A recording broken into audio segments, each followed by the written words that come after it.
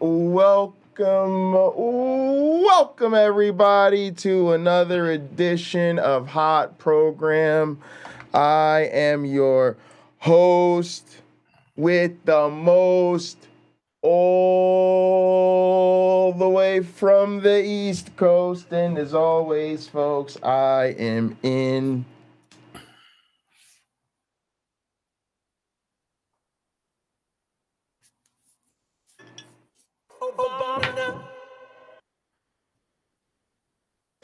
airplane mode. Let me mute Myron Bot real quick. And of course, folks, I am joined by a man who believes that Jesus was woke long before the third day. A man who needs no introduction. How are you doing today, my one black friend? I am fabulous, thank you. How are you doing? I'm doing great. In airplane mode. How are you feeling? I'm just exhausted. I didn't sleep well yesterday. Oh, you're just tired. So Okay, you're not tired. So yeah, you're getting my more radio voice, but probably by the time we're done, it'll change. Cameron, I'm glad you like that thumbnail. That was James's idea. What is the thumbnail? Jesus kissing a man.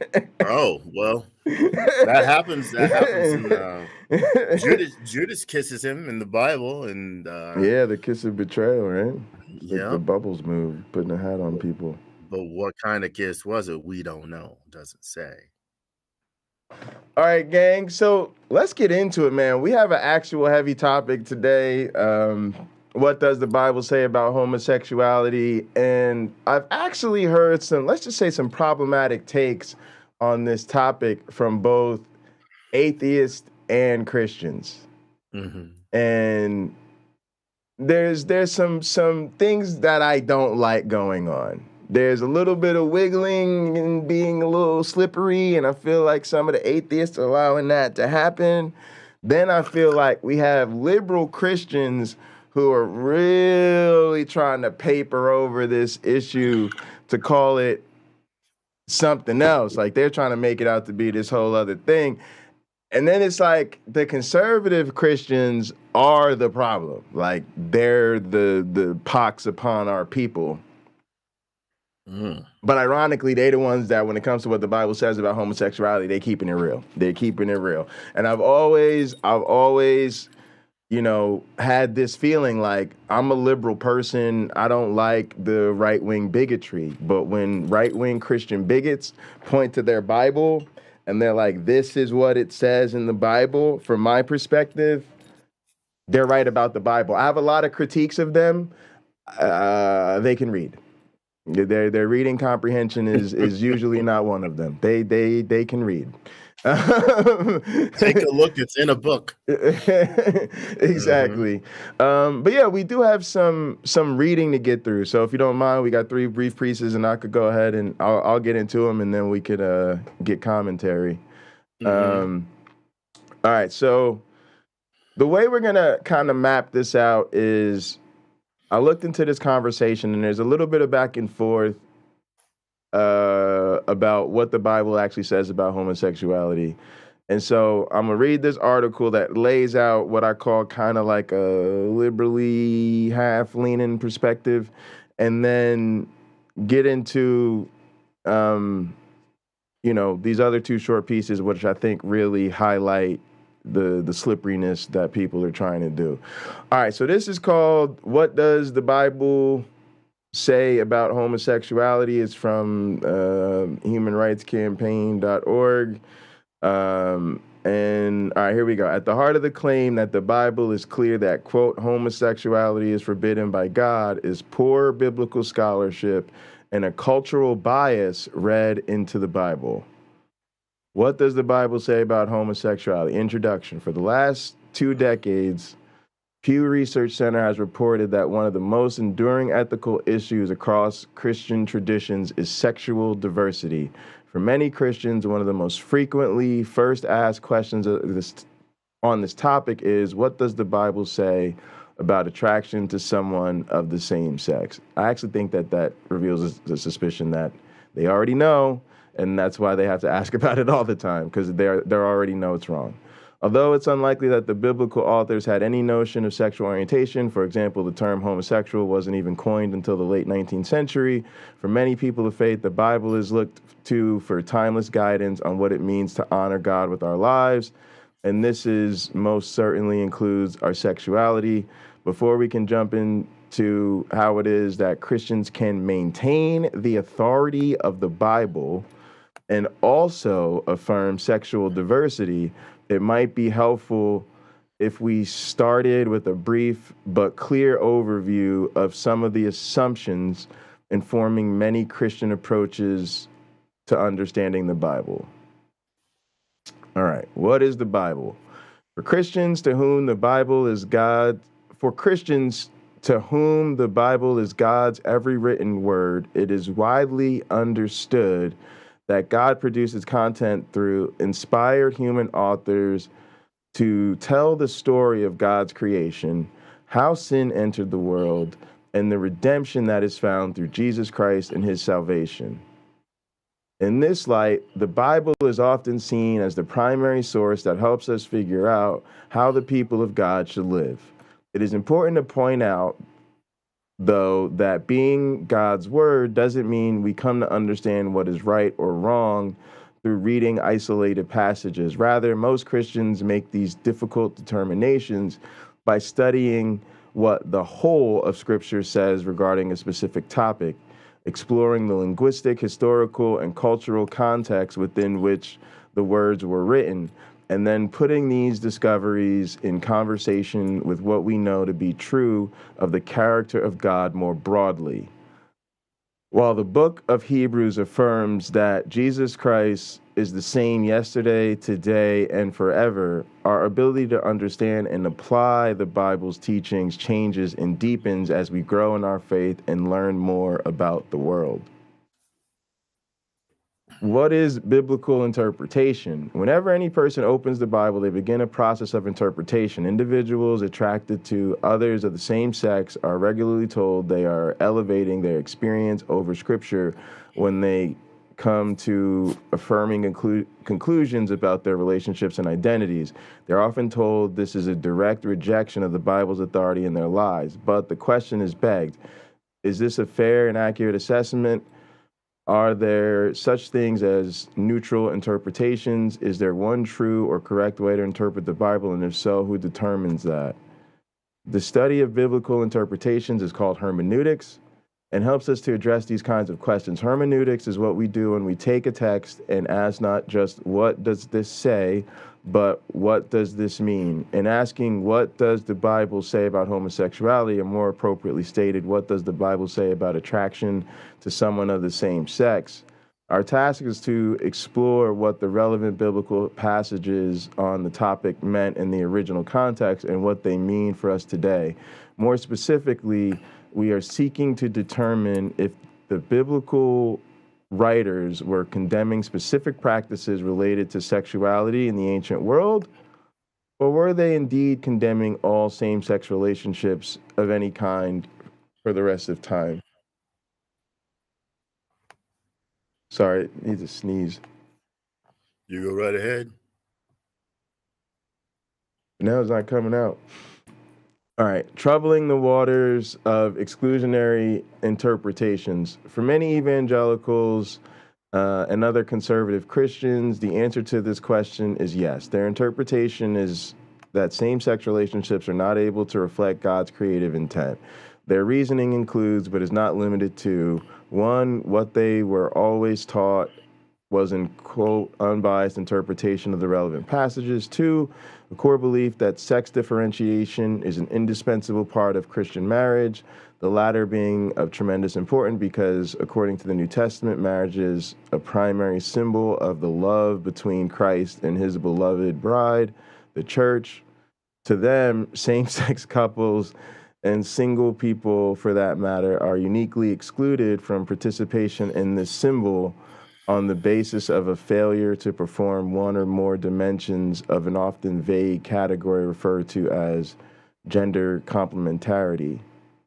While gender complementarity is indeed rooted in passages from Genesis 1 and 2, it is worth noting that these stories say God began by creating human beings of male and female sex, defined as the complex result of combinations between chromosomes, gonads, genes, and genitals. But there is nothing that indicates in Scripture that God only created this binary.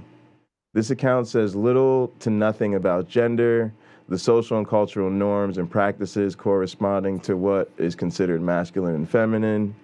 Two dimensions of the text that become important in considering the biblical affirmation of intersex, transgender, non-binary, and other gender-diverse people. Discussed at more length here.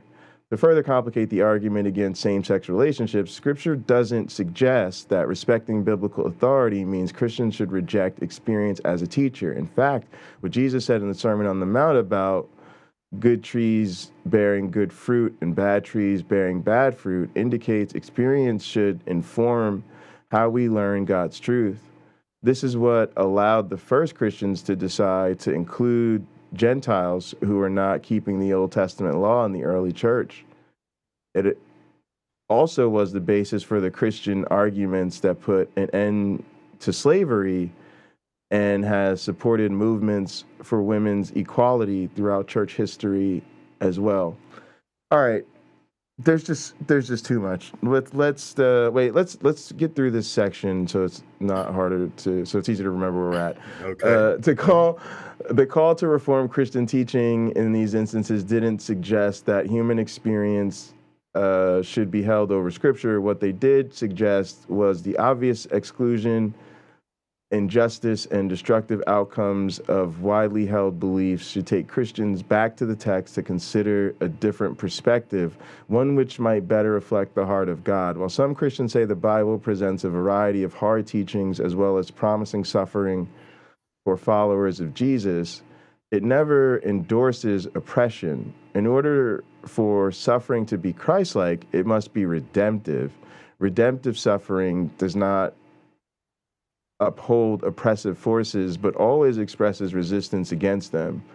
For all these reasons and more, Christians have a moral imperative to reconsider their interpretation of what the Bible says about LGBTQ plus identities.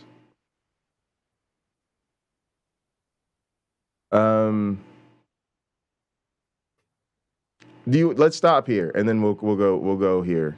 Do you have I have a lot of thoughts. But I want to keep moving, but go ahead. Yeah, I do have a lot of thoughts. I think I don't think the Bible is vague at all when it comes to homosexuality. I don't think it's vague at all. I think it is back to front against homosexuality, just as it is, with the exception of maybe 2 verses, back to front pro-slavery. I don't think they mince words at all. Audience, I promise you this is going to be a good show. This is an interesting conversation. Stay tuned. You're going to get something out of this. But my friend, I have not. Yes, I'm with you. It's not going to be us battling on this one. I just think this is it's so clear. It's so clear. Here's what's sad about the Bible. I've met gay people over the years who were Christian or are Christian and had a real affinity and love for the God of the Bible, who hates them because of their nature. And to some degree, that God hates pretty much everybody. He's just always disliking something about someone. But like Paul says, the effeminate person shouldn't go to church. You have, what is it, Leviticus something here. I pulled it up. Leviticus 18, 21 to 23. You shall not give, I'll skip that. That's about Molech. And then 22, Leviticus 18, 22. You shall not lie with a male as with a woman. It is an abomination. So I think the Bible with statements like that are very clear. Let's go to Samuel. Let's see. Okay. So 1 Samuel chapter 20. Saul is yelling at his kid, Jonathan. Then Saul's anger was kindled against Jonathan, and he said to him, "You son of a perverse, rebellious woman, do I not know that you have chosen the son of Jesse to your own shame and to the shame of your mother's nakedness? For as long as the son of Jesse lives on the earth, neither you nor the kingdom shall be established, nor your kingdom shall be established. Therefore, send and bring him to me, for he shall surely die." So see, one of the punishments for homosexuality, if I'm right, was stoning to death, I think.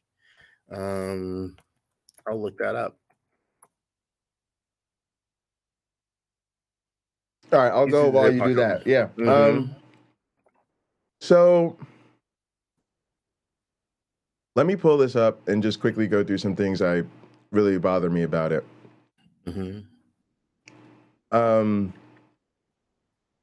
To call this poor biblical scholarship and cultural bias read into the Bible is it's gaslighting. like it just like there's just that off the bat we're and this is what happens, guys. It's what happens. This is all the result of cognitive dissonance. This is a result of people who insist and demand that God is good. They insist and demand that God is love. Therefore, they insist and demand that they are the most loving, honest, wonderful people, and they have to be the standard of goodness. And they don't recognize that their Christianity is a vulnerability in their human morality. And now they become, it's like James always says, I don't know if you guys are the narcissist or if you're just playing out of the narcissist playbook, but you start with the narcissist behavior because they've got to defend this ideology. So first off, why are Christians talking about sexual diversity? Like the fact that you can admit that this is just something every Christian is asking themselves, and as soon as you become a Christian, one of the first questions you may have is, "What's up with our stance on homosexuality?" That puts it right there and highlights that one of the strongest messages people get upon accepting Jesus into their hearts is that they need to be straight. It's like day one Christianity, right? It's day one marriage between a man and a woman. He made them Adam and Eve, not Adam and Steve. He made them male and female. And then when Noah put them on the ark, it was 2 by 2 by 2 by 2, one male and one female. Like, come on. This is day one stuff for them. And they know it. And it's right there. And then this idea that they had no notion. I keep telling people this. Stop with this bullshit. I'm telling you this from, say your friend Jay, who is actually an anthropologist, told you to stop doing this. Just because people don't have a word for something doesn't mean that thing was not part of human experience. Oh, this culture has no word for rape. Okay. Get them some words, get them an understanding of what we mean by rape, and you will find, yeah, they experience coercive mating. Yeah, people have been fucking raped. Just because they have no word for it doesn't mean it doesn't happen. Like you said, my one black friend, people were stoning homosexuals to death. So what does that mean? There weren't no homosexuals? They say this is the homosexuality itself didn't even become a thing to the 19th century, and you can clearly tell that because there was no word for it. Well, it's labels. It's just ridiculous. It's just down to the labels. For instance, and I hate the fact that I'm about to say the next sentence. Next sentence is so Jesus in the Bible, in the days that the Bible was written, wasn't called Jesus because there was no J. That letter wasn't invented till much later, basically modern times by comparison. So he was called something different, Yeshua, Yahashua, Jesus, but not Jesus, unless somebody had a very thick accent from I don't know where. But yes, I think you are correct. Just because they are having trouble finding the right terms to describe what they're trying to describe doesn't mean that it's not something that's available to a culture. And indeed, they were at the time of the ancient Greeks and Romans, and the Greeks had, I think the Romans did too, pederasty, where a man might have a young man or even a boy essentially to have sex with. Not that those were necessarily loving relationships, but that was part of the culture. The book of Maccabees complains that the Hebrews are taking on too much of this Greek culture. It's being forced on them, but some people are just diving right into it. Right, bathhouses and gyms and all of this, and having shit. having a surgery done to make their penis look uncircumcised, things like that. Like, they were really embracing Greek culture. So who knows? Really? Who knows how many dimensions the average Hebrew person was embracing. But wait. Because they snipped my tip, y'all. I don't know if y'all knew this. I don't know if that's too much information, but your boy circumcised. I just can't imagine, because I do consider it a form of genital mutilation, right? It's just a culturally accepted form of genital mutilation, which is still genital mutilation. But I just didn't know this, that people... I do think that would make me maybe whole again, right? Is to go back to my penis's natural state, but I've just never thought that something so private would become, because that really is a motivation to be part of a culture, right? Because this culture is not one that embraces necessarily public nakedness. So for you to feel so allegiance to a sort of metropolitan attitude that you're like, hey, I'm going to correct what's going on down there. It's weird. It's just a lot. We can find, if you go and read about the prophets, that some of them would prophesy while being naked. They would prophesy by being naked. I do wonder. Naked. Yeah. My Indiana roots are showing. I said naked. Also, maybe like a cultural, like cult traditions. Like if you're like a frat, like they're gonna see, they want to show us, prove it. Well, I don't know about that. Look, and I mentioned King David earlier. David is dancing around naked. This is the king. Naked. And he's walking around naked. So maybe he was the king. I don't know, but there were things he certainly had no compunction to do, like walking around naked. Sure, yeah. So, and but at the Last Supper, it says Jesus girded himself. Like, wait, he girded himself with a towel.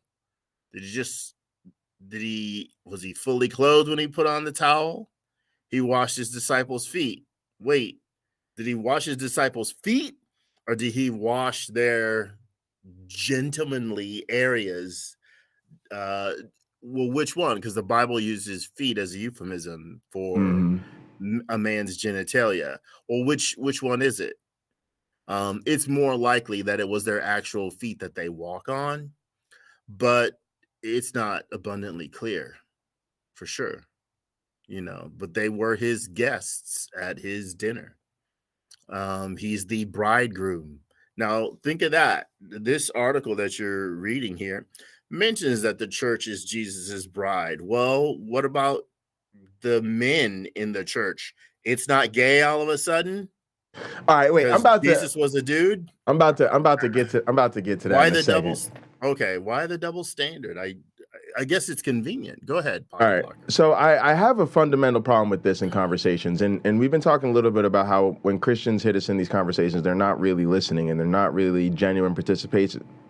They're coming in committed to not changing. And this, to me, is a problem. Before we can jump into how it is that Christians can maintain the authority of the Bible and also affirm sexual diversity, right? That's that Christian doublespeak. Oh, let me tell you how to resolve your cognitive dissonance. And that's the problem. Like, you can't.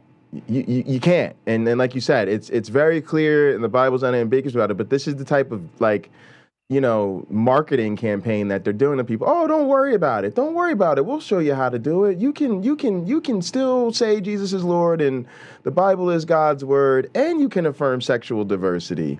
And so yeah. The other thing that there was a bunch of stuff that bothered me, but this notion that Jesus is always the same, but then you get the change as you go. But something you touched on is homosexuals were stoned to death. People were harassed and treated poorly the same way they are now. And like you said, the Bible is perfectly unambiguous in its treatment of homosexuality.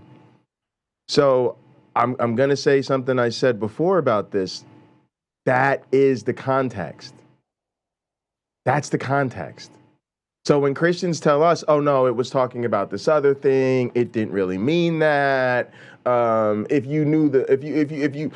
we traveled back to that time, we would find a culture that was probably significantly more homophobic than the one in which we live right now, which is primarily maintaining its homophobia based on theirs. Literally, they wrote the homophobia into the book, and now our homophobes are using their instruction manual, essentially. Go ahead. I don't know. I could challenge that last statement. I think it's worse now than it ever was back then. Oh, I'd be that's I don't know. Yeah, that could be the case. Yeah, I don't know that. I don't for know. Sure. Yeah. I don't know. I don't. I've never gone there in my time. But still, my overall point you would accept, right? That they were homophobic people. That's why they wrote it that way. I think the priests in charge of writing that probably were happy to write it down, but you don't know what.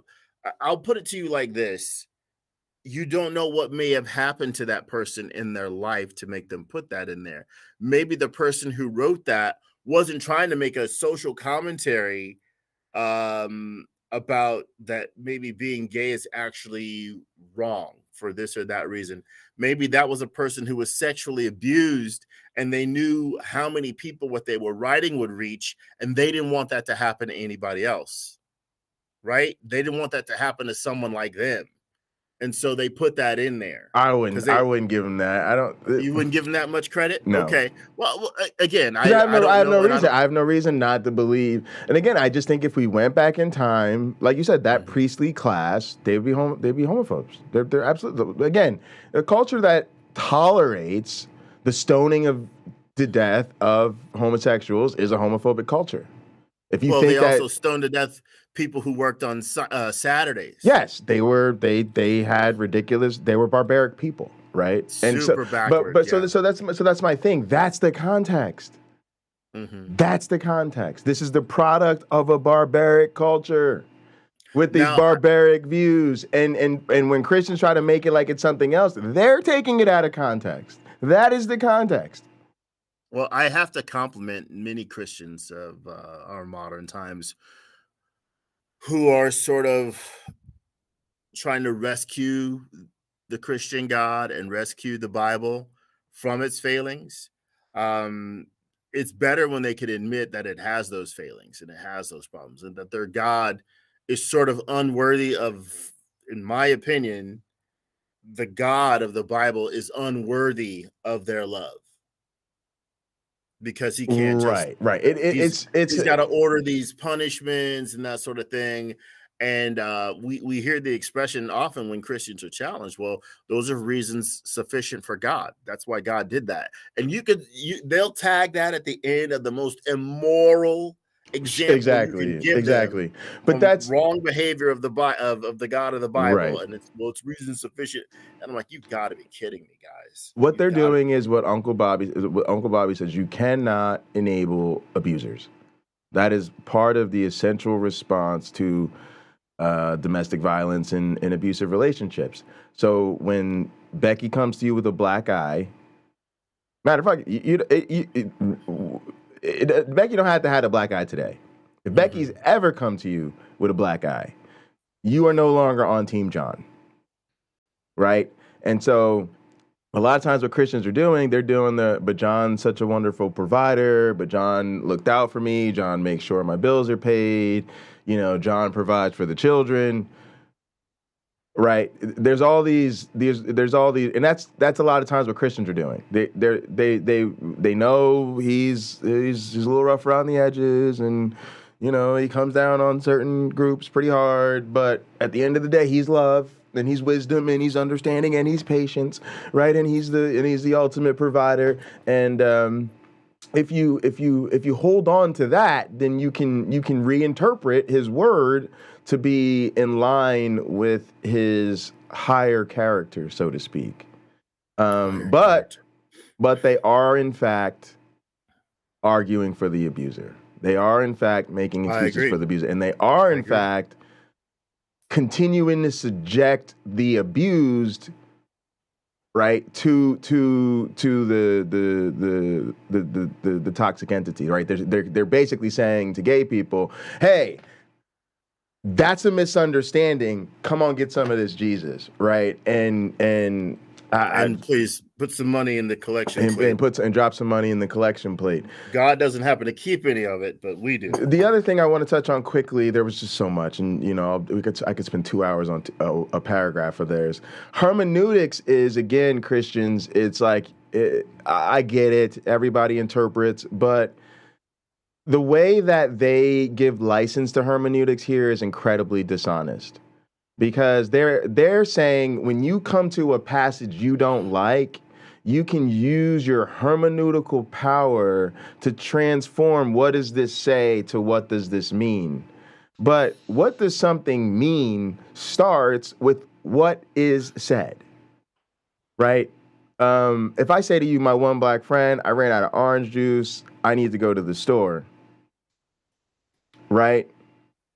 I have actually not told you that I'm intending to go to the store or that I intend to get orange juice when I go to the store. I definitely haven't told you that, I've shown you a purchase receipt or poured a glass of orange juice from the store in front of you. Nevertheless, when I'm like, yo, I ran out of orange juice, I need to go to the store, you're probably going to infer, right, that I mean at some point to go to the store and to include orange juice amongst the list of items that I intend to purchase at said store, right? Mm-hmm. Because you can't interpret what I mean outside of what I say. So yeah, you can add some stuff to it that's, implied by what I said, but for me to say I ran out of orange juice, I need to go to the store, and you to be like, well, what he means to say is that he really loves his dog and that he would like to get more exercise. It's just like, bro, what are you talking about? That's like you're not even being realistic or inferring meaning from what was actually said. Mm-hmm. So when it says for man to lie, or man is abomination, surely he should be put to death, you got to start there. Now, you could add some extra meaning as to why it is or how they should be put to death or, whether this is a cultural, all of that could be added, but we ain't going to be able to get away from the fact that it says what it says, right? It says that. Mm-hmm. And these are the same people when the Bible says what it means to say, because what if you come to me and say, well, you say God is love? And I say, well, no, that's just your hermeneutical interpretation. I think God's a fucking asshole. And just like I think God's only really reflecting love to those he feels are his chosen. I don't think when God says he's love and all this stuff that he's just, I don't think that's his character. I did what you did, right? I looked at the whole book. I didn't take this passage or that passage or this passage. I looked at the whole book. And when I look at the whole book, his character seems to be the fucking narcissistic asshole. He is the most genocidal, homicidal maniac on the planet. And so, yeah, when somebody tells me God is love, I just have to put on my hermeneutical lenses and be like, that doesn't mean what they think it means, right? Yeah, it doesn't mean what you think it means. It doesn't mean what you think it means, right? Like there's really no legitimacy. Now, one of the things I wanted to also touch on just quickly, because every once in a while I have to make fun of Christians, just to straight make fun of Christians. So let me just get my one black friend out of here. I don't want him to take the heat from this. I don't want him to take the heat from this. Let me just. Y'all sound retarded when you talk about marriage. Your idea of marriage is stupid. So wait, God needs to somehow enter in the institution of marriage that he created, so he needs his own symbol. And so marriage is actually a sign of God's promises to his people. So when you come together in your life and you marry your partner, it really is not about you two spending the rest of your life together. It's not about your commitment. It's actually a fucking ring. It's a sign of God's commitment and promise to his church. Short bus. Sorry, short bus. Short bus with that. Short bus with that. Really? Really, y'all? It's 20. Short bus with that. Short bus with that. Trust me, if I commit I don't know why I would. Listen, ladies, I love women. I love women. Women are equal. And since I think women are equal, I have to be fair. And in fairness, I don't think any woman should make the mistake of trying to spend the rest of her life with me. I just don't. I would love for one too, but it's honestly, as friends, good advice. It's just not good advice. But if you make that mistake, ladies, trust me, it is about me committing to my partner. When I wake up in the morning, when I'm washing dishes, when we're sharing responsibilities, when we're making the love, when we're supporting our community together, when we're visiting with our families, it's about our fucking love for each other. Are you kidding me? What a joke. It's a sign of God's No, Christians, y'all got to stop that. That just sounds, oh boy, that sounds silly to me. I know, I thought that same way as a Christian, but it really does sound silly. Like, what? All right, let's get into these passages. All right, so while the 6 passages that address same-sex, there was one more thing they did, my one black friend. There's so many. Okay. But the other thing is, you know how they kept saying, more appropriately, what does it say about same-sex attraction? That's a reframing technique. Y'all ain't slick with that reframe. This is about what it says about homosexuality. And they want to create this wedge, right, where they can get into maybe it's about the behavior, maybe it's about all these other side issues. So now to say, no, it's really, what does the Bible say about same-sex attraction? First off, it's just like Christianese nonsense. Well, I'll give them this. It seems we see it again and again. The Bible is not shy about talking about being tempted, but it lauds a person who is able to resist the temptation that's put in front of them. So that may be, I don't know, that one might be a gray area in terms of them saying this is important too. That doesn't wipe away the fact that it still says homosexuality is wrong, right? If my sin is that I masturbate, but I resist the temptation, that's a victory. And I end up not masturbating. That's the victory. So I say in the context they're trying to provide, they're saying homosexuality is the same thing. David might have been attracted to Jonathan, but he didn't kiss him while he was naked in a field together. Right. Right. That's the thing. Resisted. Right. But see, that's that's part of their toxic conception of everything, right? Because like even masturbation, right? That's hard for me, right? I have to deal every day, right, with the fact that I don't have a healthy attitude when it comes to touching myself, right? That's something I'll have to be working through the rest of my life. It's getting better, right? But there was a lot of shame there, and there's still a lot of shame there in terms of just that, those feelings and thoughts creeping in at, let's just say, the worst of times. But that's an issue for me because it's good to have a healthy, I always say the best times of my life, I would tell people I have a healthy sex life. I have a sex life with myself, and I have a sex life with my partners, and both are fucking amazing. That's the best way to me for a person to be, right? You have your own sexuality that's you when you're behind the closed doors, and man, you are good to go, wonderful. Oh, did the world make the mistake of leaving me alone today? What? I got free time and some privacy today.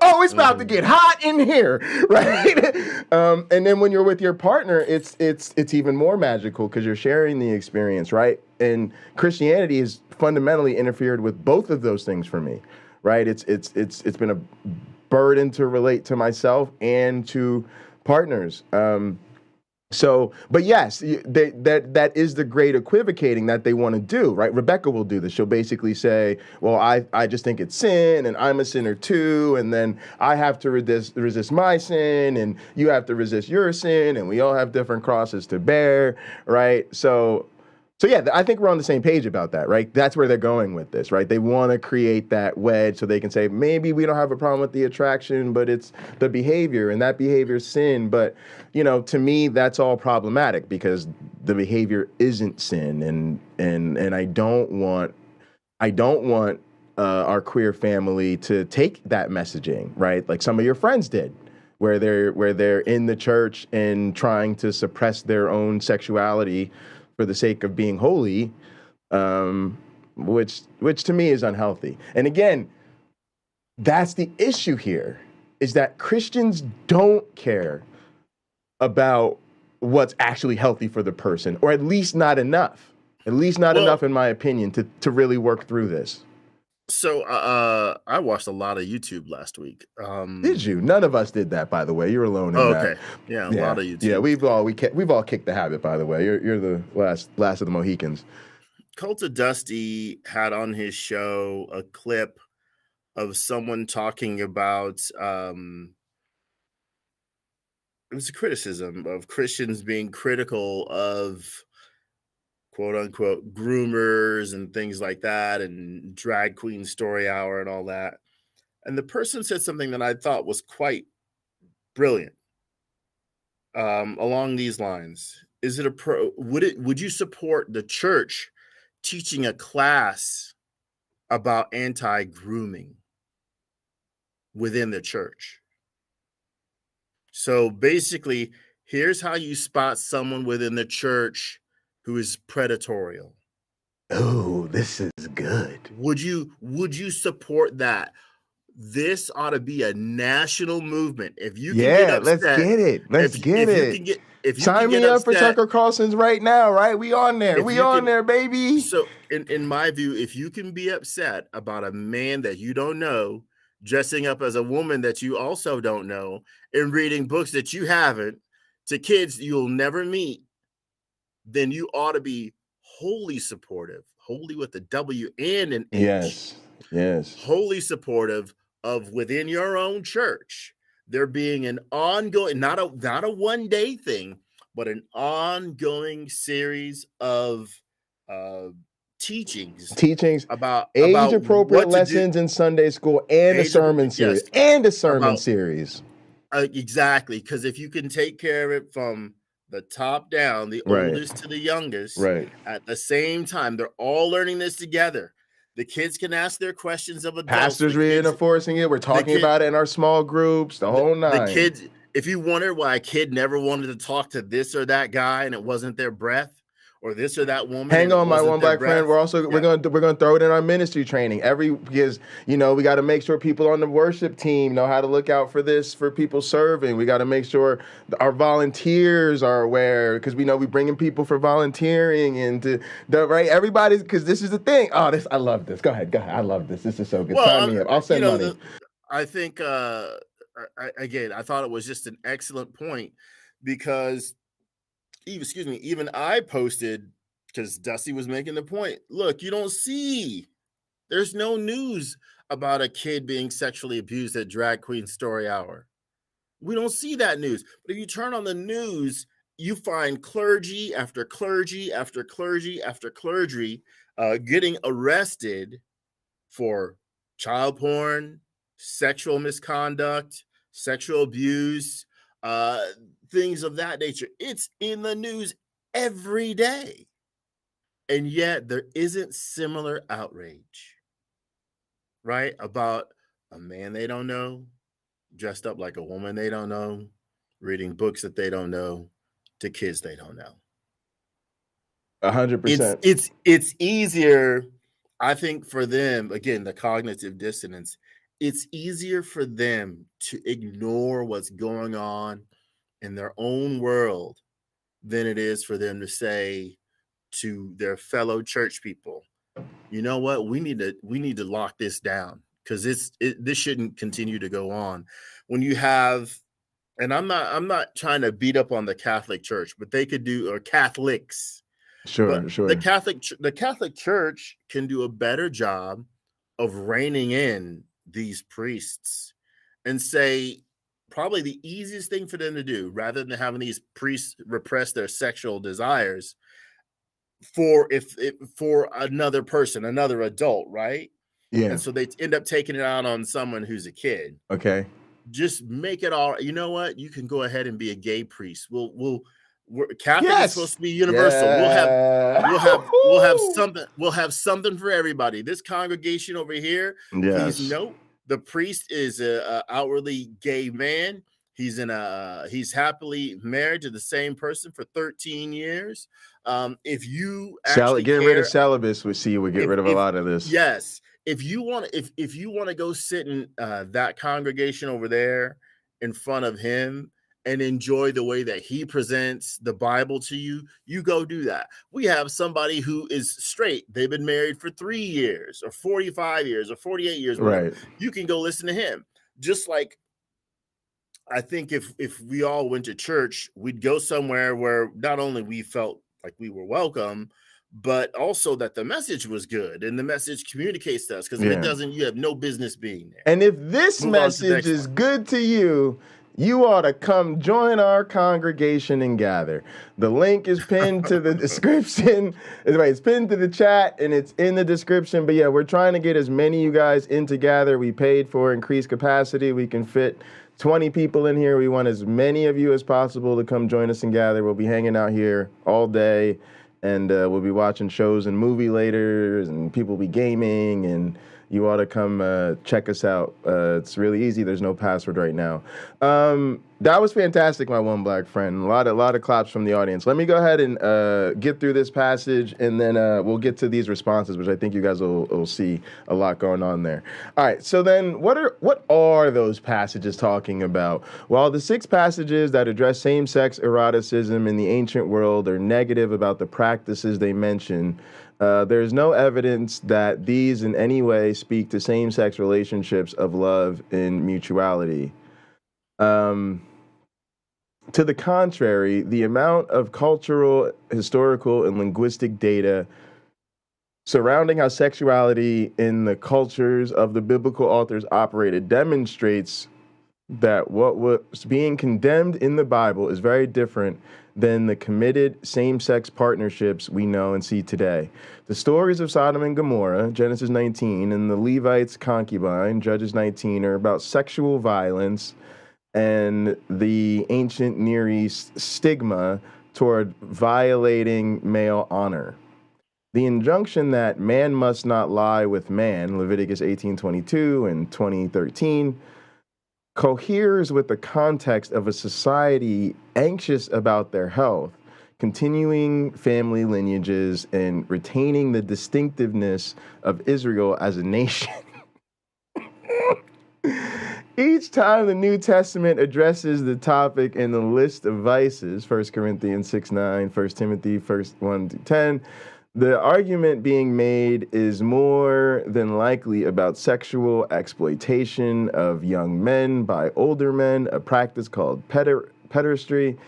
Pederasty, yeah. And what we read in the Apostle Paul's letter to the Romans is a part of a broader indictment against idolatry and excessive self-centered lust that is driven by desire to consume rather than to love and to serve as outlined for Christian partnership elsewhere in the Bible.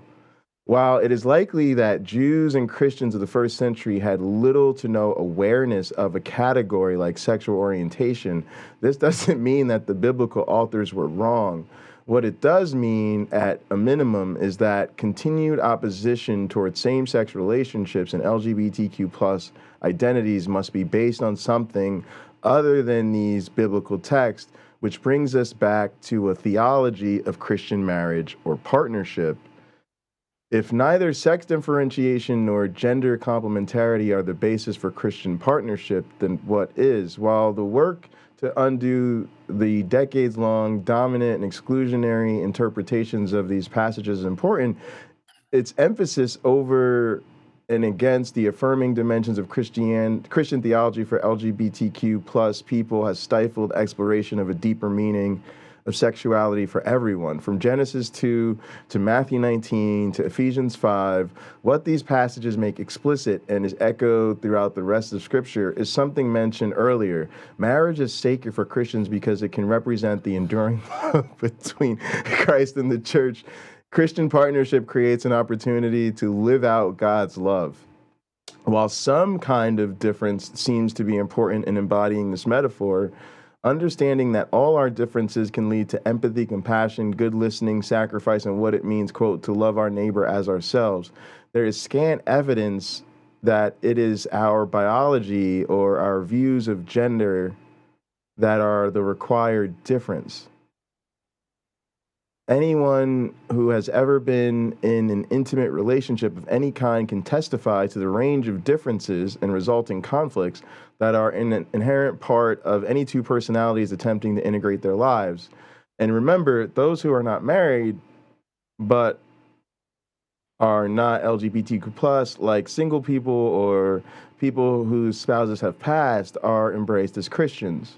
The larger point here is that God's design for Christian partnership is the self-giving, ever-enduring, liberating love between God and creation made possible for us through Christ.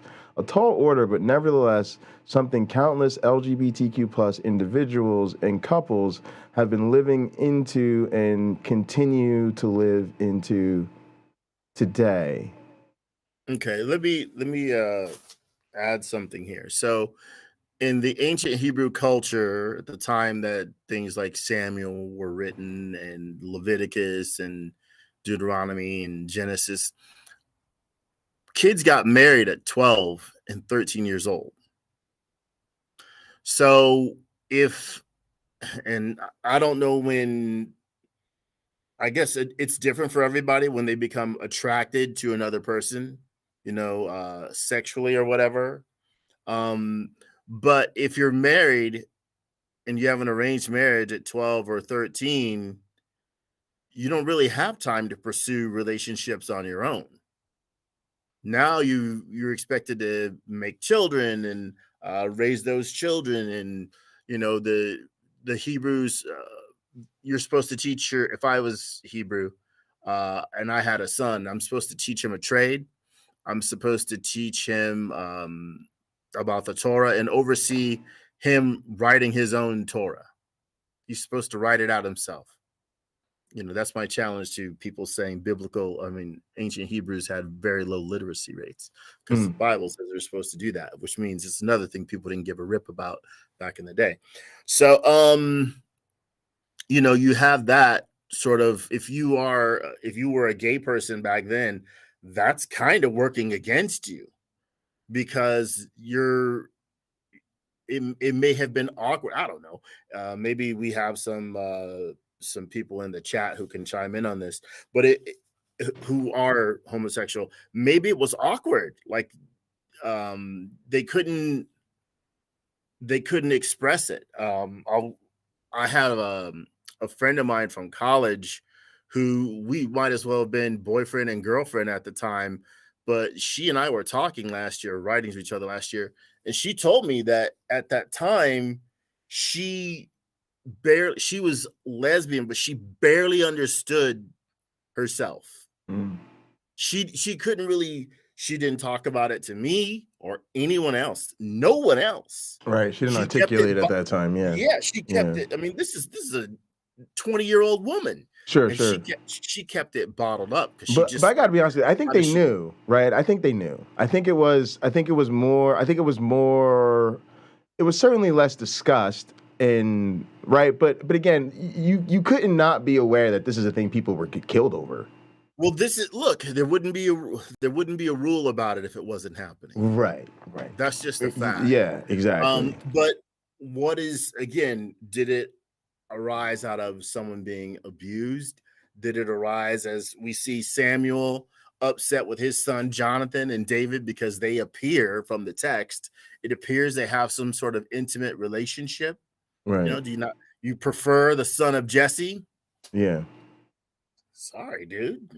Right. But, no, they certainly didn't understand. In the case of that woman in my life back then, she just didn't grow up with the tools to deal with it. She didn't start dating any women in college. She and I remained friends, but she didn't start dating any women there.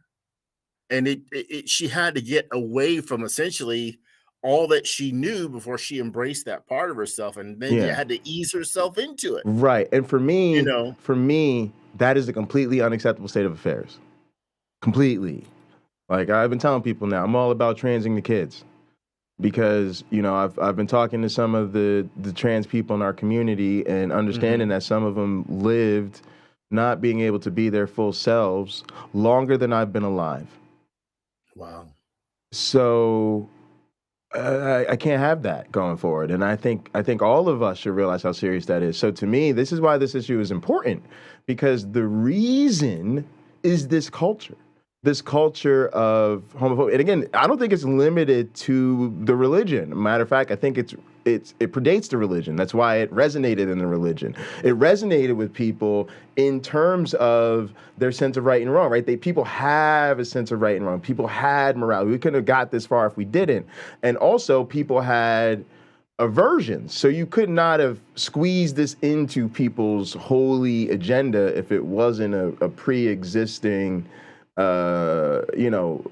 sort of predisposition. People go, oh yeah, everybody knows that man, it should be a man and a woman, and right? They went right along with that. I do want to read these other pieces because I think they're important, and then we should have plenty of time to come back to these things.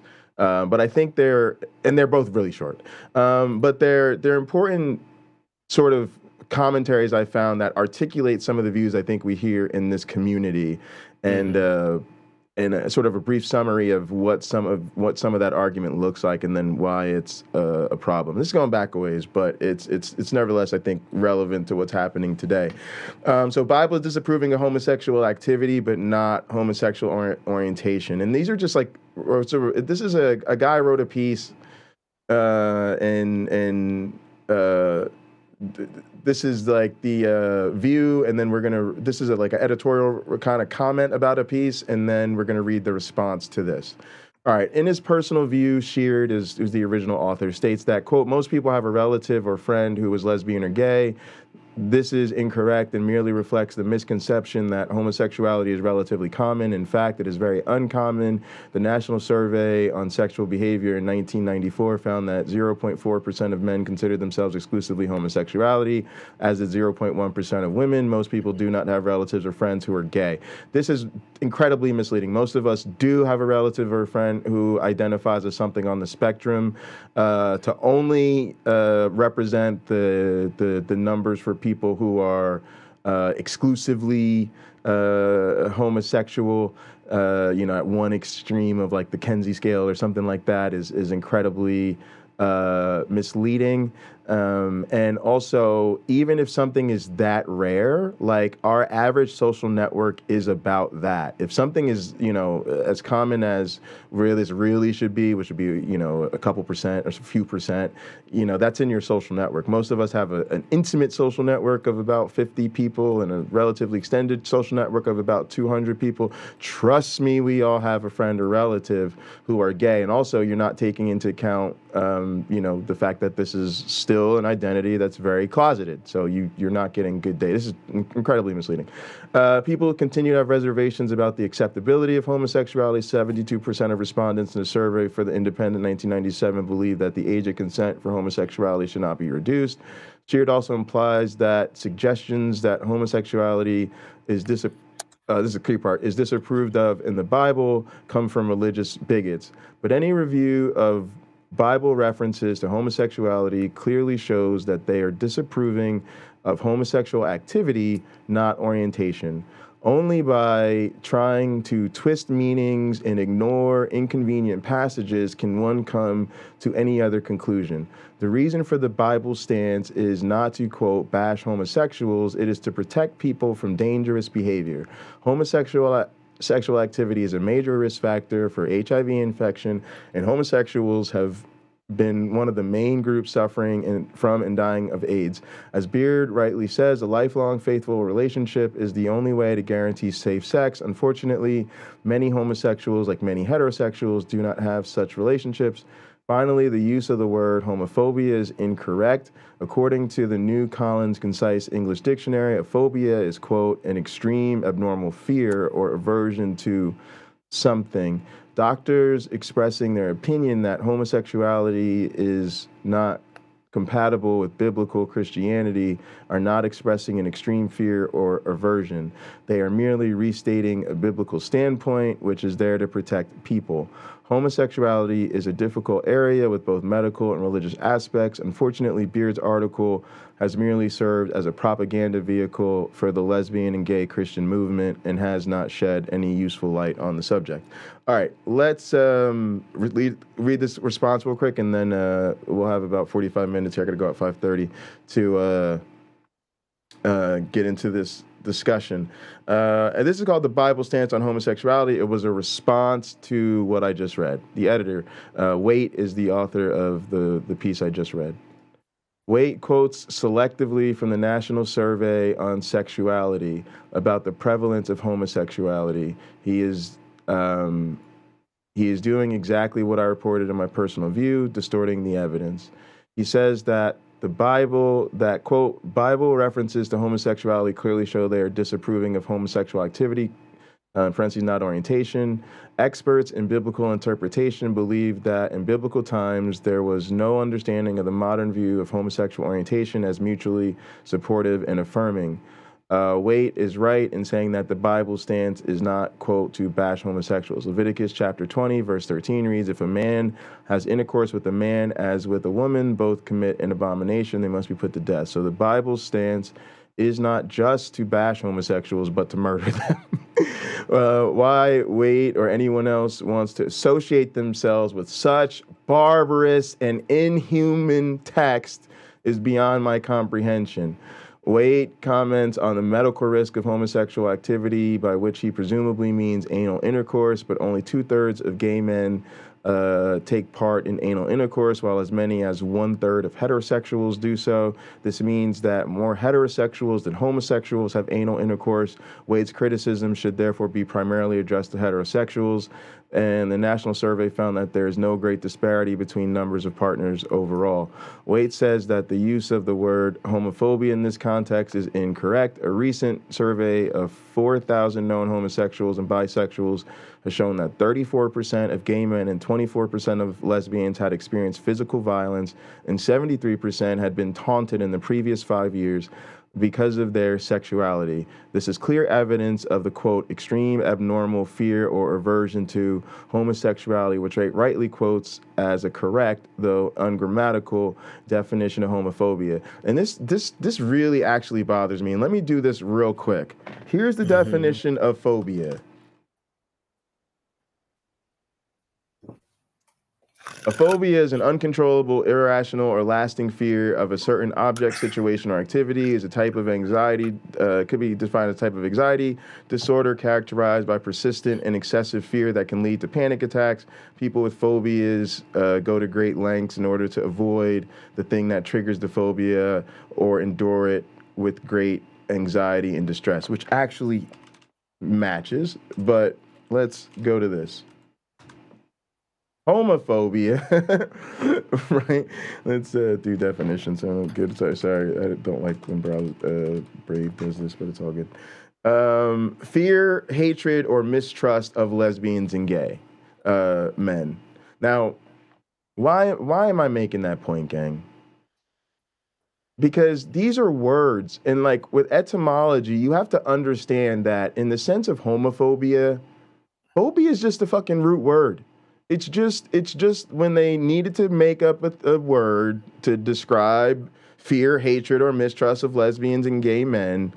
We call those like we use phobia when we construct the terms to describe those. And yes, to be honest, they are truly reflective of phobias, right? People go through great lengths to avoid people being homosexual and to avoid homosexuals. And when they are forced to endure homosexuals, they do so with great distress and anxiety. They have a fucking phobia. But setting that, so what I'm saying is actually both definitions apply.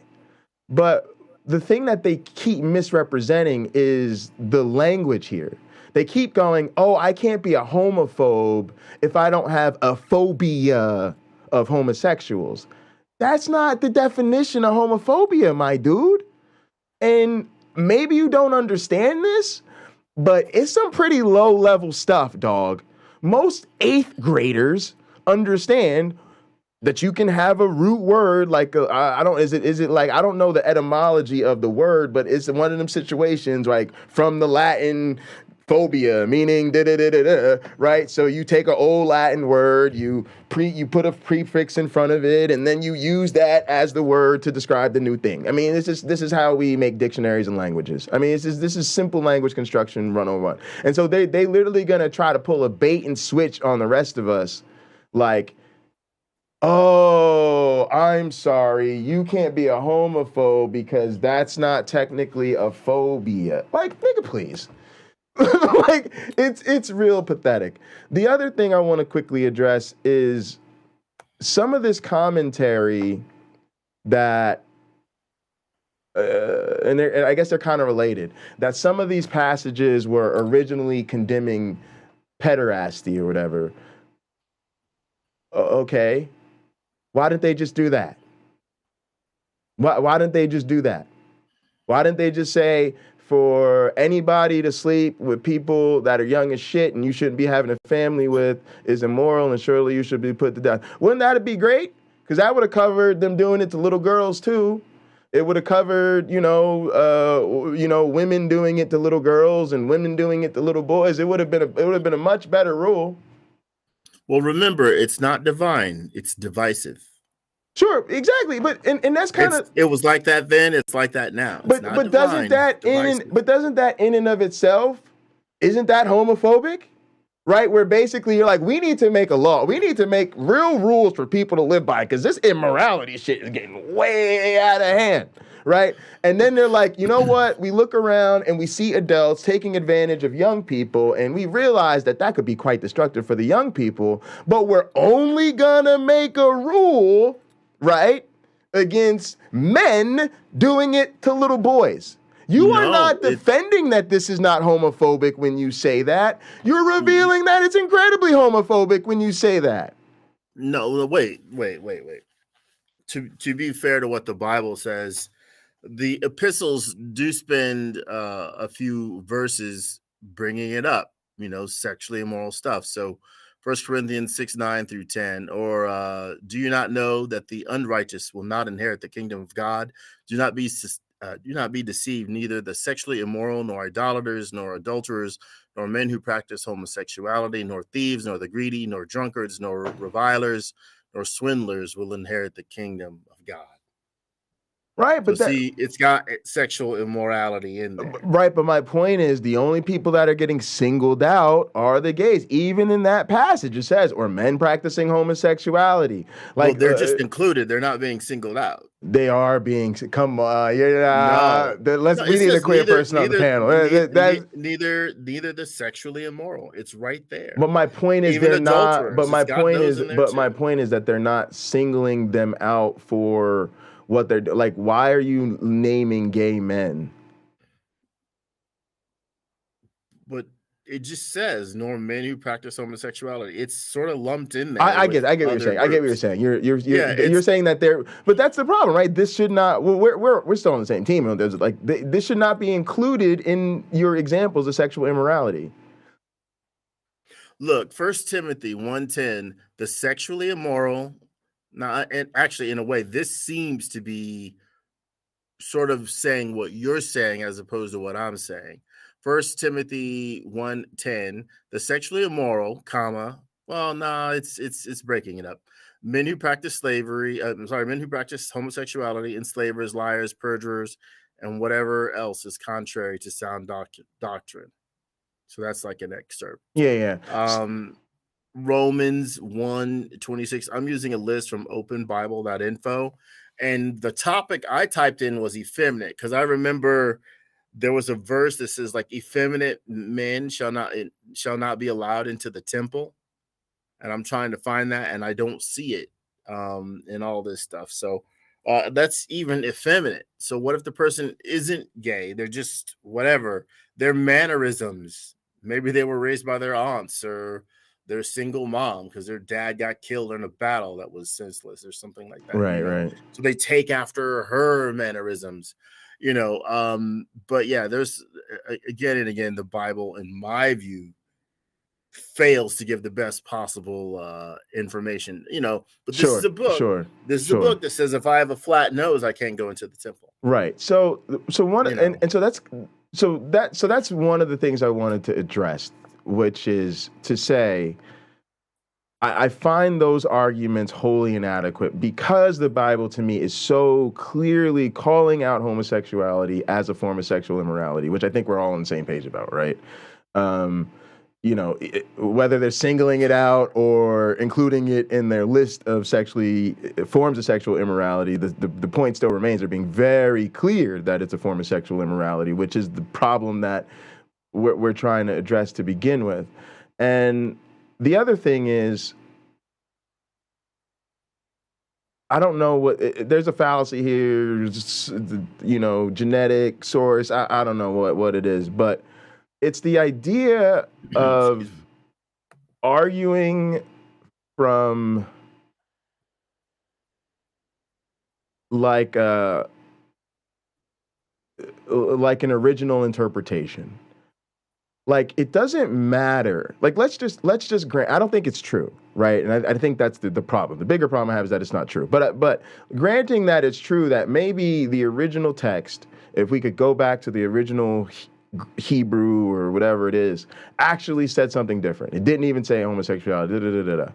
When we say, what does the Bible say about homosexuality?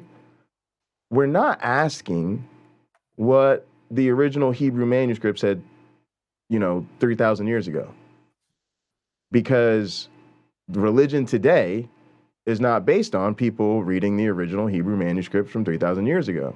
Now, I get why people want to have that conversation, especially as a tool to help deconstruct that idea. Hey, maybe that isn't even what was originally intended to be there. But don't you dare come at the queer community or their allies and say that we've somehow got it fucked up because we're not allowing them off the hook because it may not have said that originally. No, bro, my guy. When they go to the Christian bookstore down the corner or Barnes and Nobles and they go to grab a Bible, the Holy Bible, the Word of God to them right now, today, okay? They're not grabbing the original Hebrew manuscript and reading what it said in the original thing and then getting Dr. Josh Bowen's commentary next to it. And they're not. They're getting a King James, an NIV, an NRSV right off the shelf, and it's going to read like you read it today. So when we say, what does the Bible say about homosexuality? I just want to be very clear. Very interesting conversation about history, interpretations, transitions, biblical evolution, all that's wonderful. But the issue is what's in the Bible right now and how people are jacking up our queer fam based on what the Bible says right now. Get up in here, my one black friend. People want to hear from you. Sorry, I got distracted for a moment. It's all good. I do say, I'm going to stick to my guns here, that the Bible is, hello, Otangelo, that the Bible is very clear on anybody, if it considers homosexuality a sin, it will support you avoiding indulging in homosexuality physically, right? It will support you in blocking out those homosexual thoughts, because to think about doing it is a sin. Jesus reiterates that. It's one of the 613 commandments in the Old Testament. You're not even supposed to think about doing wrong.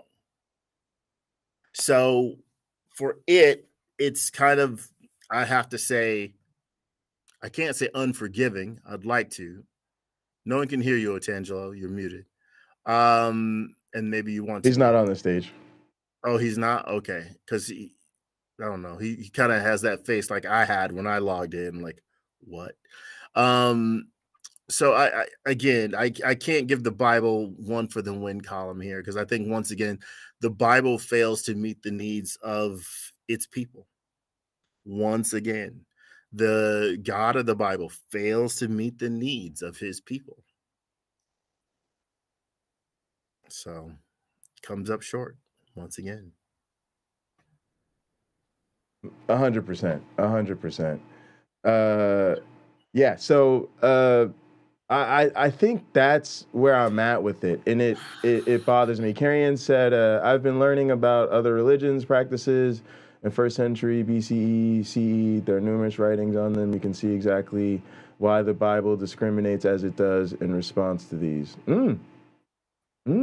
Very interesting. Yes, again, like I think the deeper people dig, I think maybe even the better, because I just don't think you get away from it. Let me do the Uncle Bobby here. Like Uncle Bobby reminds us, right?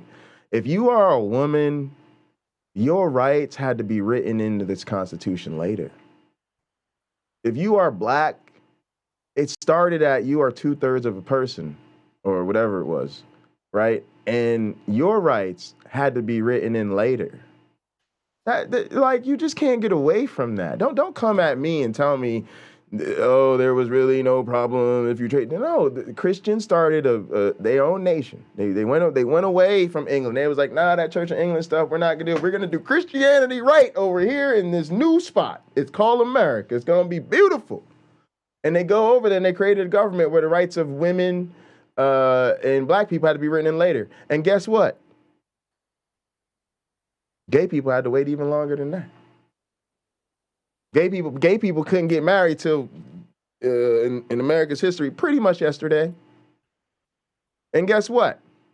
They trying to pass bills right now to take their rights away. Right now, today. And they're using that same damn Bible to do it. They're using them same damn passages to do it right now, today. So go ahead and dig that hole. Go ahead and dig that hole and tell me you want to figure out what's going on in the culture that these texts came out of. Because I promise you, if you get into the social, historical, milieu and context of the authorship of these biblical passages, you are going to find bigots writing bigotry with just the most zeal and fervor in direct response to probably the woke agenda of their time. I really want somebody to explain to me what woke means. Really do.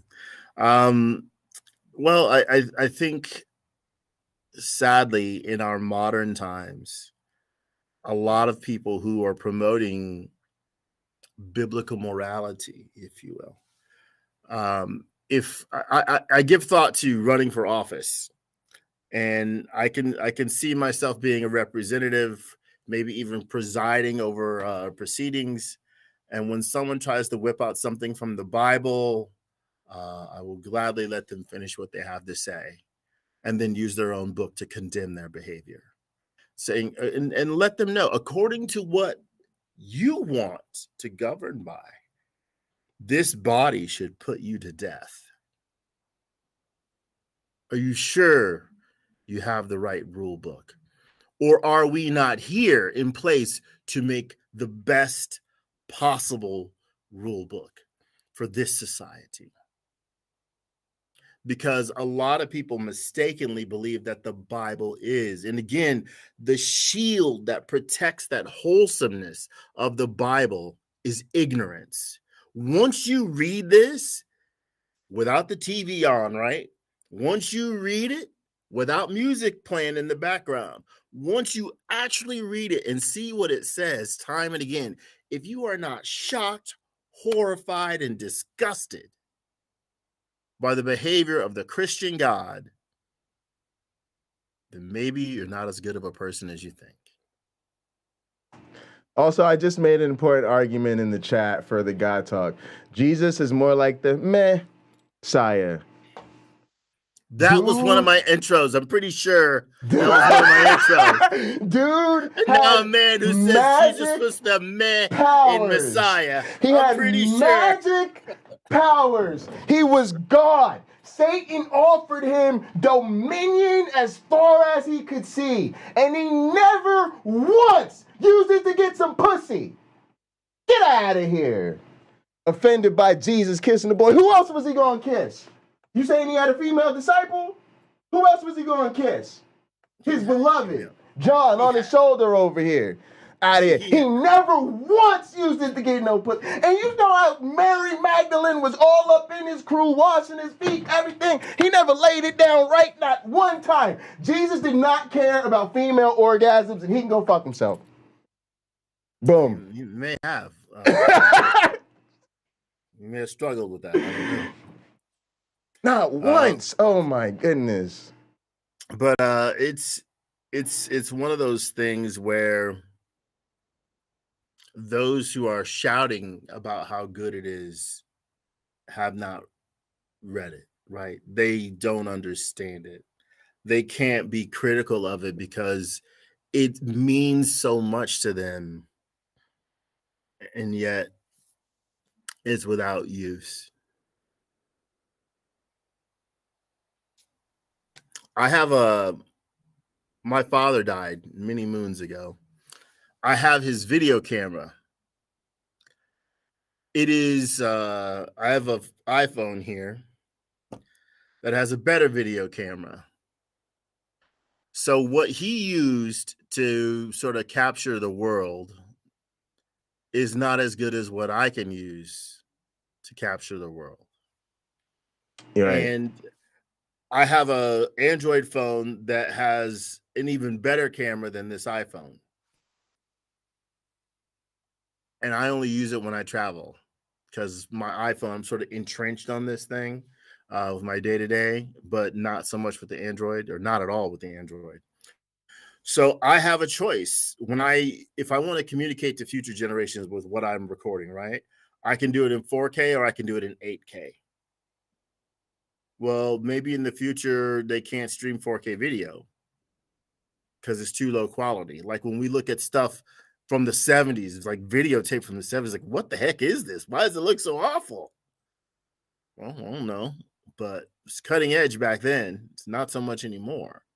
I think there is a need to move on, and that is exactly what people do psychologically by avoiding confronting the actual material in the text. They have moved on. Some of them know what's in there. Like I feel almost like I'm unfair to Lauren Boebert and Marjorie Taylor Greene. They're two prominent examples of why the Bible won't work, right? Trump, he's another prominent example why the Bible won't really work for them. It's because it's a book that condemns their very behavior. As they're saying how great it is, it can condemn them. But the audience often isn't smart enough or educated enough to know that. Yesterday, I had a conversation with one of my oldest friends about, she's a teacher. I said, do you think that the Bible should be taught in school? I could barely finish the sentence, the question, before she was saying no, like absolutely not. And I said to her, in my opinion, if it's not valuable enough for you to teach at home, it certainly doesn't belong in school. If it doesn't even if it can't be spoken about at your dinner table or when the television is turned off and you're actually speaking to your children, it's not good enough for school.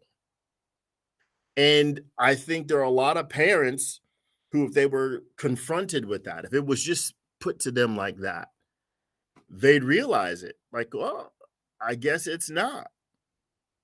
It's not a pivotal issue. When they have sex ed courses, they don't go on for years teaching you about that. They can sum it up pretty darn quick. You know, you might have 10, 20 days of getting educated about it, and maybe a refresher course later when you're older, as far as school goes. But you have parents. You're supposed to learn things from your family. They shouldn't be afraid to sit down with you and talk about it. And Christians shouldn't be afraid to read the Bible. And yet, statistically, less than 75% of Christians have actually read the entire Bible. Most Christians, day to day, do not even. Can you get us? Read Can you get? Can you get? Can you get me that? Can you get That's something just that Pew. talks about That's that? Oh, Pew study. Pew. Yeah, I don't know Pew which. research I've never study. seen it. If somebody could find a link to that, because actually there's a bit of a teaser. I actually want to do an episode on how biblical Christianity isn't biblical, or just Christianity isn't biblical. Maybe we'll go with that. That's easier. Maybe we'll make it a whole day. We'll do hot program and my one black, and we'll do hot program and the blackout, the same topic. But yeah, I'm gonna send you a link. Yeah. Pew research. You can do a search, frequency of reading scripture, and believe me, I don't gather well enough to know where I'm supposed to put there's a this, little chat down there. Yeah, just post it wherever. I'm sure I'll find it. Well, I like how you think I knew what I was doing.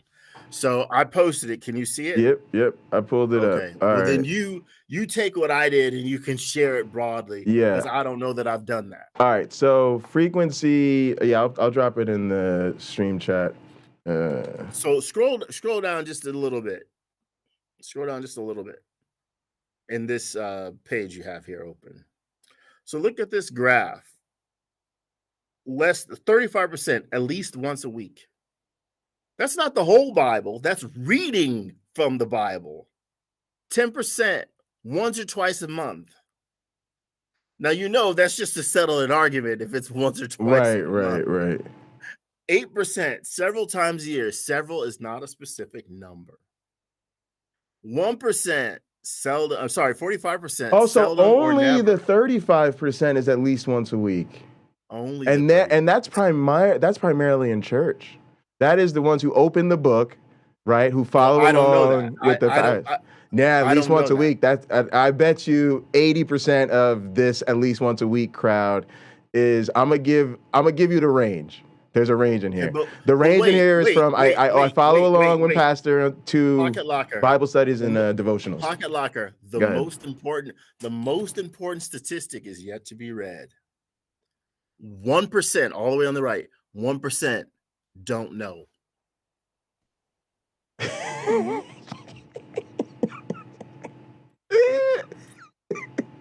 I don't know. You don't know? No. Now, these people, you already said explicit language. These people don't give a fuck. Right. They don't. They know they're supposed to a little, right, but they don't. 1% they don't know. Most 65%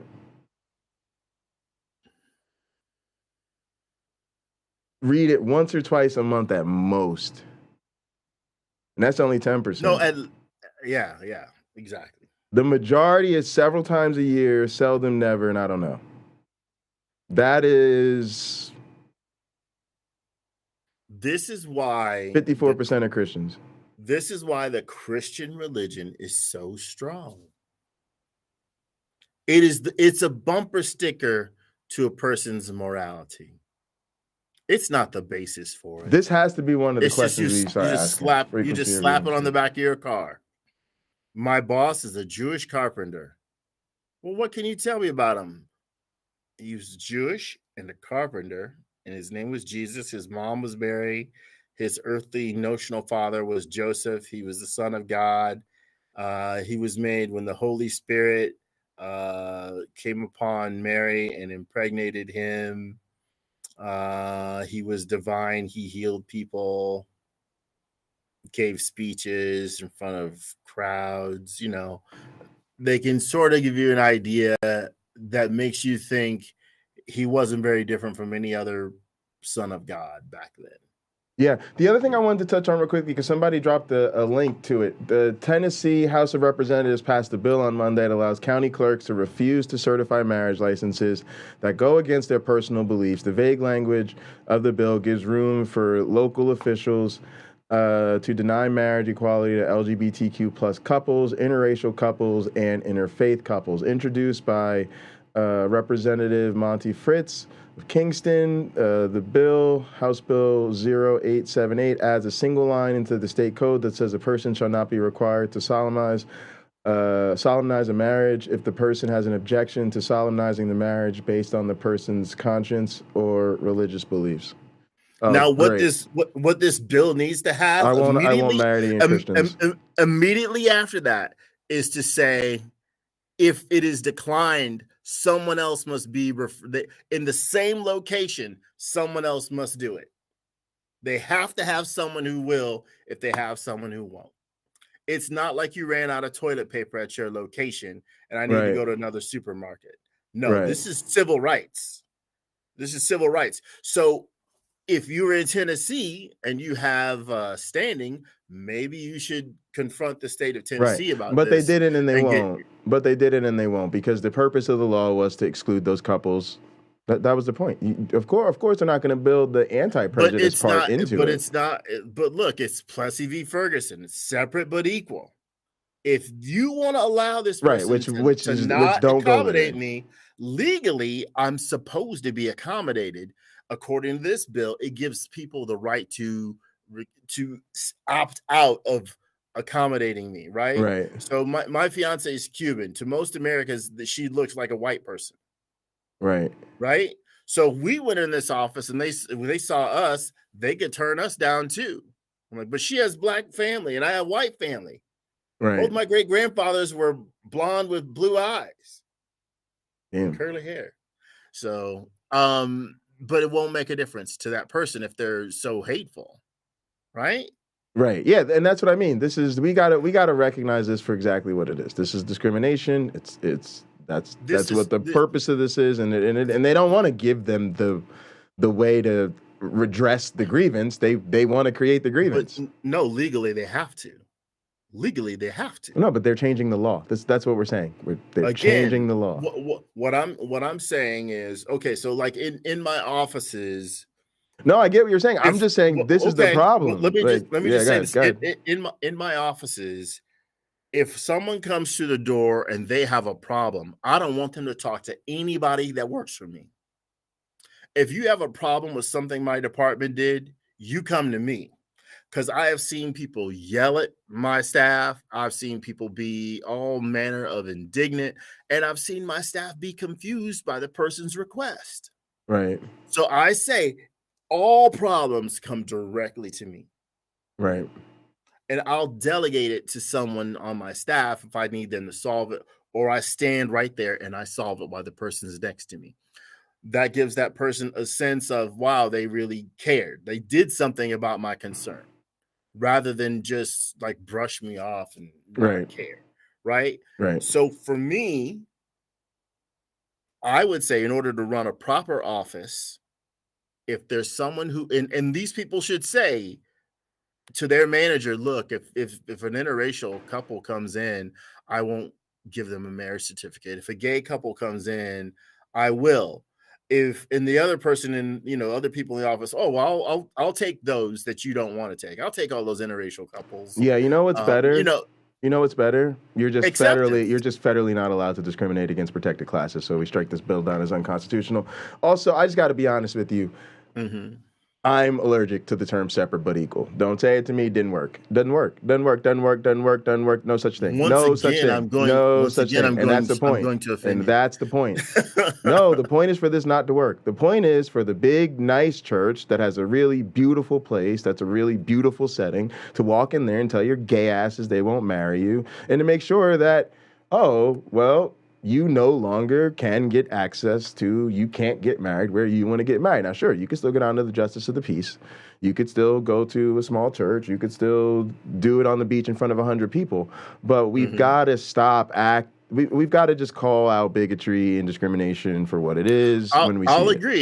I'll agree. But I think immediately they should put protections in there for people. But they're whatever. But They're the going to get protection sued. would be striking down the bill. Striking down the bill is the protection.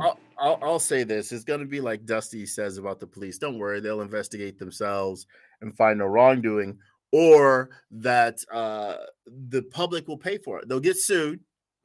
It'll cost millions of dollars, and the public will pay for it. Hey, can y'all hear me? Yeah, go ahead, Sean. I hear you. Because that's a great point. Guess who's going to get sued, though? Not the state. The way that, if you guys are right, the way they've set this up is that fucking clerk gets sued, right? The state is given complete.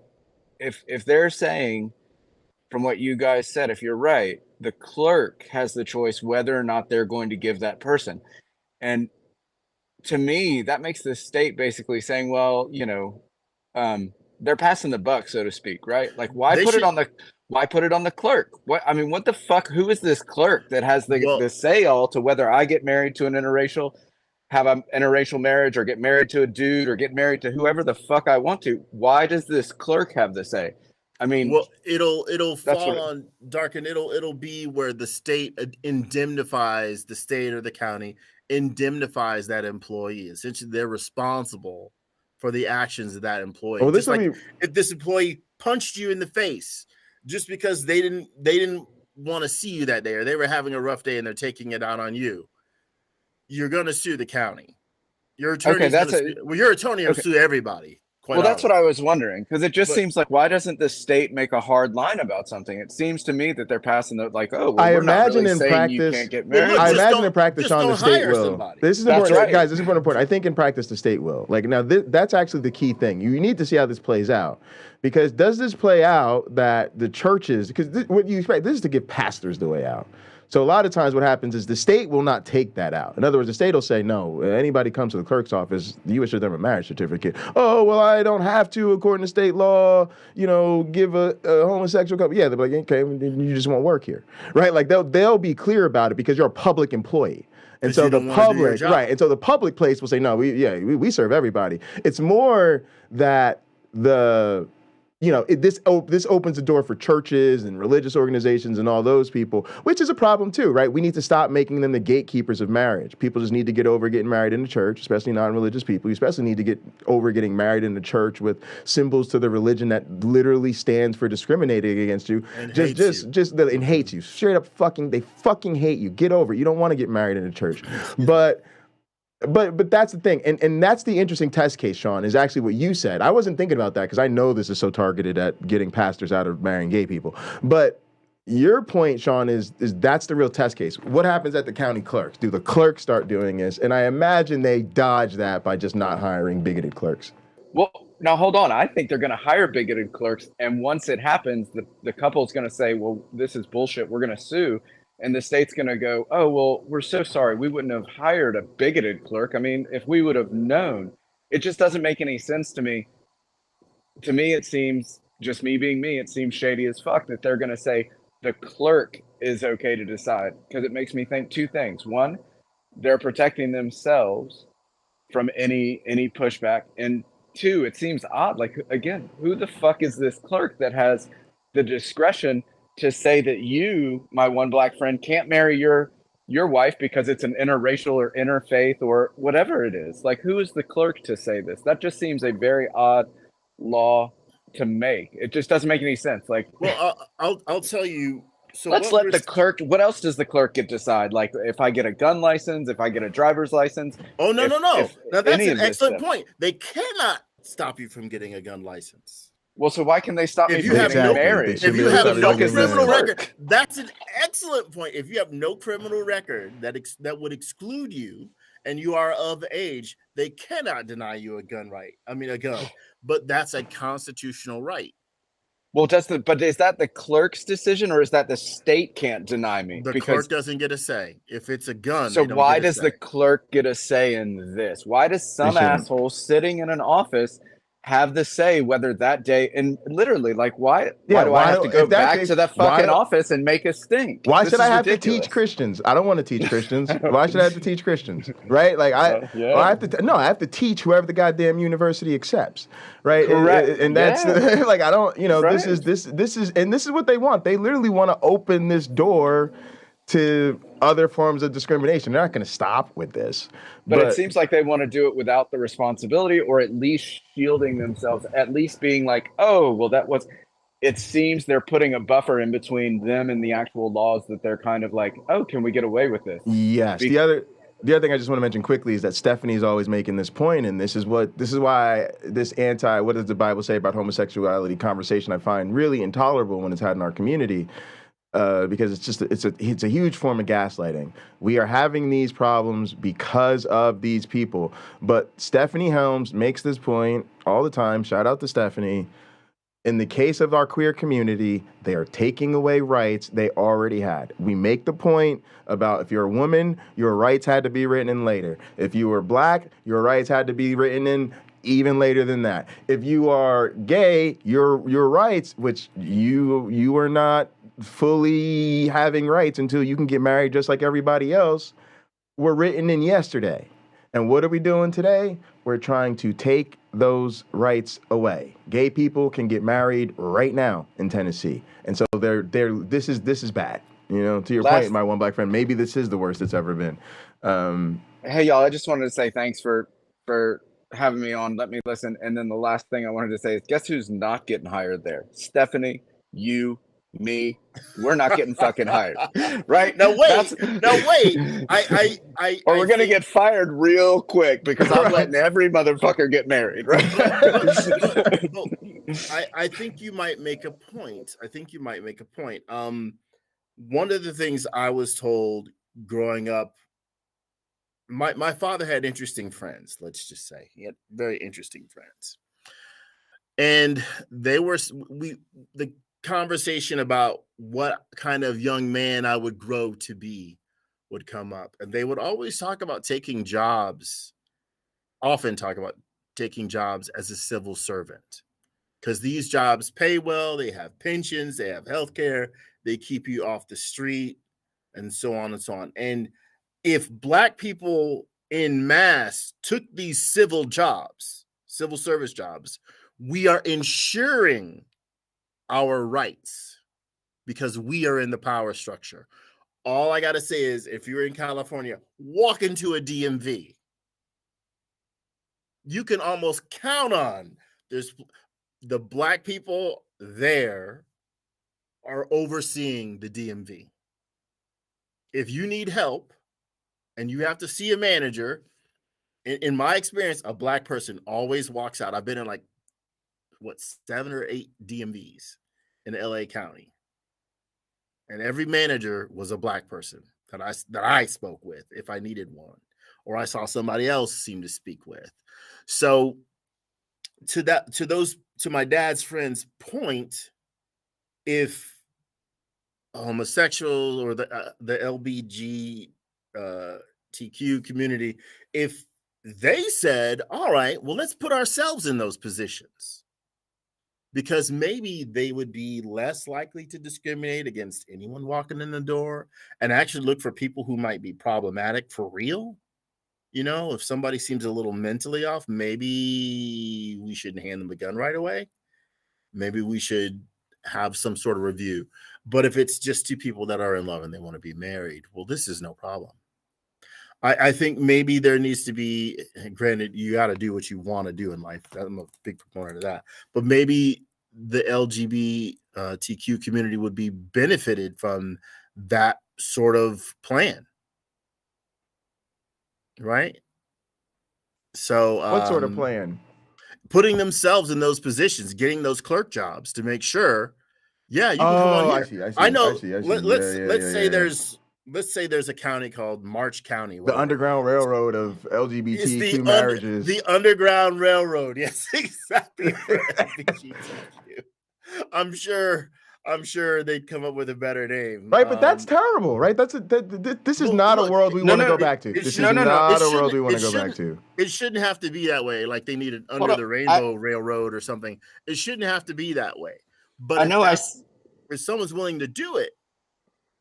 Oh yeah, absolutely. People should do it, but that's not what we're working towards. Go ahead, Sean. I know I said my last thing, but that was my whole point. No, you're fine, Sean. You can they're not gonna let the Blacks, the fucking gays, or people like me come in there and hire, because when I could be completely wrong, but I seriously doubt it.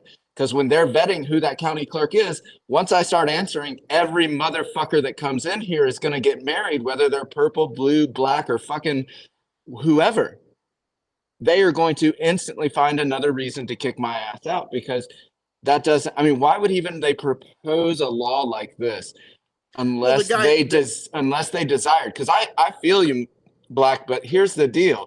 Mhm. In this instance, they're hiring the white Christian person that doesn't want to see these people married, because otherwise they wouldn't give a shit. This wouldn't even be on the table. Yeah. This would not be on the table. I'm going to disagree. I think, well, let me let you finish. I'm going to disagree with you. Let me say real quick, because I think I'm on team Sean. I'll let you respond. I think there's two things to deal with here. One is we started having this conversation earlier, and we're going to have more conversations on this channel, and especially offline, about social dominance and dominance hierarchies. And the two things I think that are going on here is, one, it should scare us. Like, you should not assume that there's going to be a positive resolution when you see a government action like this, because it suggests that their sentiment is ubiquitous enough to dominate the government. Right? The fact that they can get some shit like this through that state's House of Representatives means there's a problem, right? That this is the dominant identity in their culture, and they're literally looking to, legislate their morality. The other problem is, because I feel what you're saying, let's call it the Rainbow Railroad. That's an important countermeasure, and I absolutely think people need to take it. But here's the problem. We're always underselling the other side, right? So let's take a look at an example I want to give us right now, school boards. We know that there's a lot of anti-CRT, anti-queer stuff, a lot of these problematic things going on in our schools. Well, unfortunately, we don't necessarily see a sufficient number of progressive people saying, oh, well, I'm going to run for the school board to make sure that they can't do this type of stuff. What we actually see is progressive people being like, look, I'm really sorry, but yeah, I had to resign from the school board because I just couldn't take the threats on my life and my kids getting harassed and yada, yada, yada. And then in historic numbers, they're motivated to actually take and fill the school board seats. Like, Republicans now have decided the school board is like, fucking, you might as well be the goddamn mayor. That's the new hot and fucking, office to run front. So I think we're dealing with two things. One, they are really trying to enact their dominant position, and they're not gonna step off that gas unless they're really, really forced to. And then on the other hand, it would be great to have the Rainbow Railroad, but that feels like it's gonna be ants trying to push a boulder uphill, because the majority of the people who go out of this way to take those positions are actually, that's the path they're paving, right? They're trying to pave the path for radical right-wingers and bigots to, hey, get a cloth, get yourself ordained so you could be a marriage gateway person, get yourself a job at the city clerk or the county clerk so you can be there and say that, right? And guess what they're gonna get on Sunday morning? Fuel and amplification to do so, right? The pastor's going to be preaching on Sunday morning. Hey, y'all, we got to. Now we have an opportunity. We have an opportunity to do kingdom building through marriage, right? And they're going to be going for it. Yeah, 35%. Well, because they're not hiring a black Muslim that stops giving marriage license to white Christians, if I'm not mistaken. Now, wouldn't that be something? That'd be fucking awesome. Hey, well, we got a problem down at that. I think sadly, examples like that do sort of help expose the hypocrisy, but they're far too, they're few and far between. Right. I forgot what I wanted to disagree with you two about, but you're still both wrong. Whatever it was. Cool. That happens. I'm certain I am still correct. But I guess my point would be along the lines of, you just proved it. If you put people in those positions of power or influence, the gatekeepers, if you will, if you put them there, then they're more likely to be accepting to those people, more likely to be, I'm saying if you put LGBTQ people or at least advocates in those positions, then you can be sure that people's rights are going to be honored. Oh no, we're with you on that. I'm just saying, I think they're not there's putting a bigger, those motherfuckers in We're not play. doing it. We're not organizing sufficiently to do it. But I think, well, no, that's the thing. There isn't, as far as I know, a group effort to see that occur. Right. However, it might be a situation where, because of affirmative action, if it were a person of color, like, yeah, when we look at our staff, we're not diverse at all. So maybe I'll just hire this to keep the peace, or to keep the government brass who make sure we hire a certain number of Latinos, Asians, Black, and whatever else you got. We hire those people. Right. You know. So I don't know. I have given lots of thought to running for the school board just so I can quote scriptures back to people who are being hypocritical and give them some nice Romans 13 and tell them, like, I'm not here to tell you to sit down and shut up, because I want to hear what you have to say, and you have every right to say it. But I want you to understand that you are not even educated about the thing you're trying to tell us to educate your kids about, right? You don't understand what woke means. Right. You don't understand what CRT is. You don't understand why it exists. You don't understand we're not teaching that to your 6-year-old.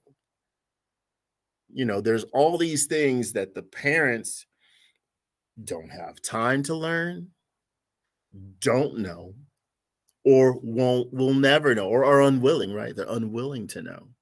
I remember 6th grade, I was introduced to algebra, and I thought it was an abomination that some damn fool had taken the alphabet and shoved a bunch of numbers next to it. This was wrong. In my opinion, this was morally wrong. I sit down with my mom. No, she didn't sit down. I said, Mom, can you help me with my algebra? She said, that's the new math. And I'm thinking, my mother evidently is much older than I thought, because this has been around for thousands of years. But it's something she couldn't do. Right. Without trying. Right. If my mother's a smart woman, if she'd sat down and, okay, let me have a look at this, I'm sure she would have been an excellent guide. But she just, I'm not willing to learn. I'm not willing to know. I'm putting that on your school. So I stayed after school. I had multiple tutors, and ultimately, my friend must be watching. Ultimately, I learned a little bit about algebra, and today math is my job. And I will occasionally need to use algebra to figure something out if I'm doing a revising a budget on something. Okay, well, let me figure it out. Okay, so I luckily I continued to not take no for an answer, or I was unsatisfied with not knowing. Right. And that's what helped. But we have a lot of people who are very satisfied with knowing. Parents, I don't have children, but I helped raise quite a few.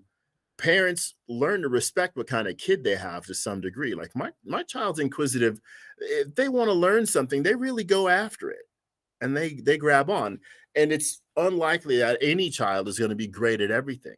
So I think the parents do a lot of relying on their children to be motivated, and their teachers, the teachers of the children, to be great at what they do in order to come up with a well-rounded, well-educated child.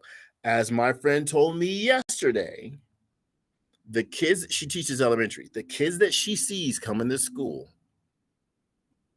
her exact words were, are lower than they've ever been before. Meaning to say, these kids are more ill-prepared for school than she's seen in her 24 years, 23 years of teaching.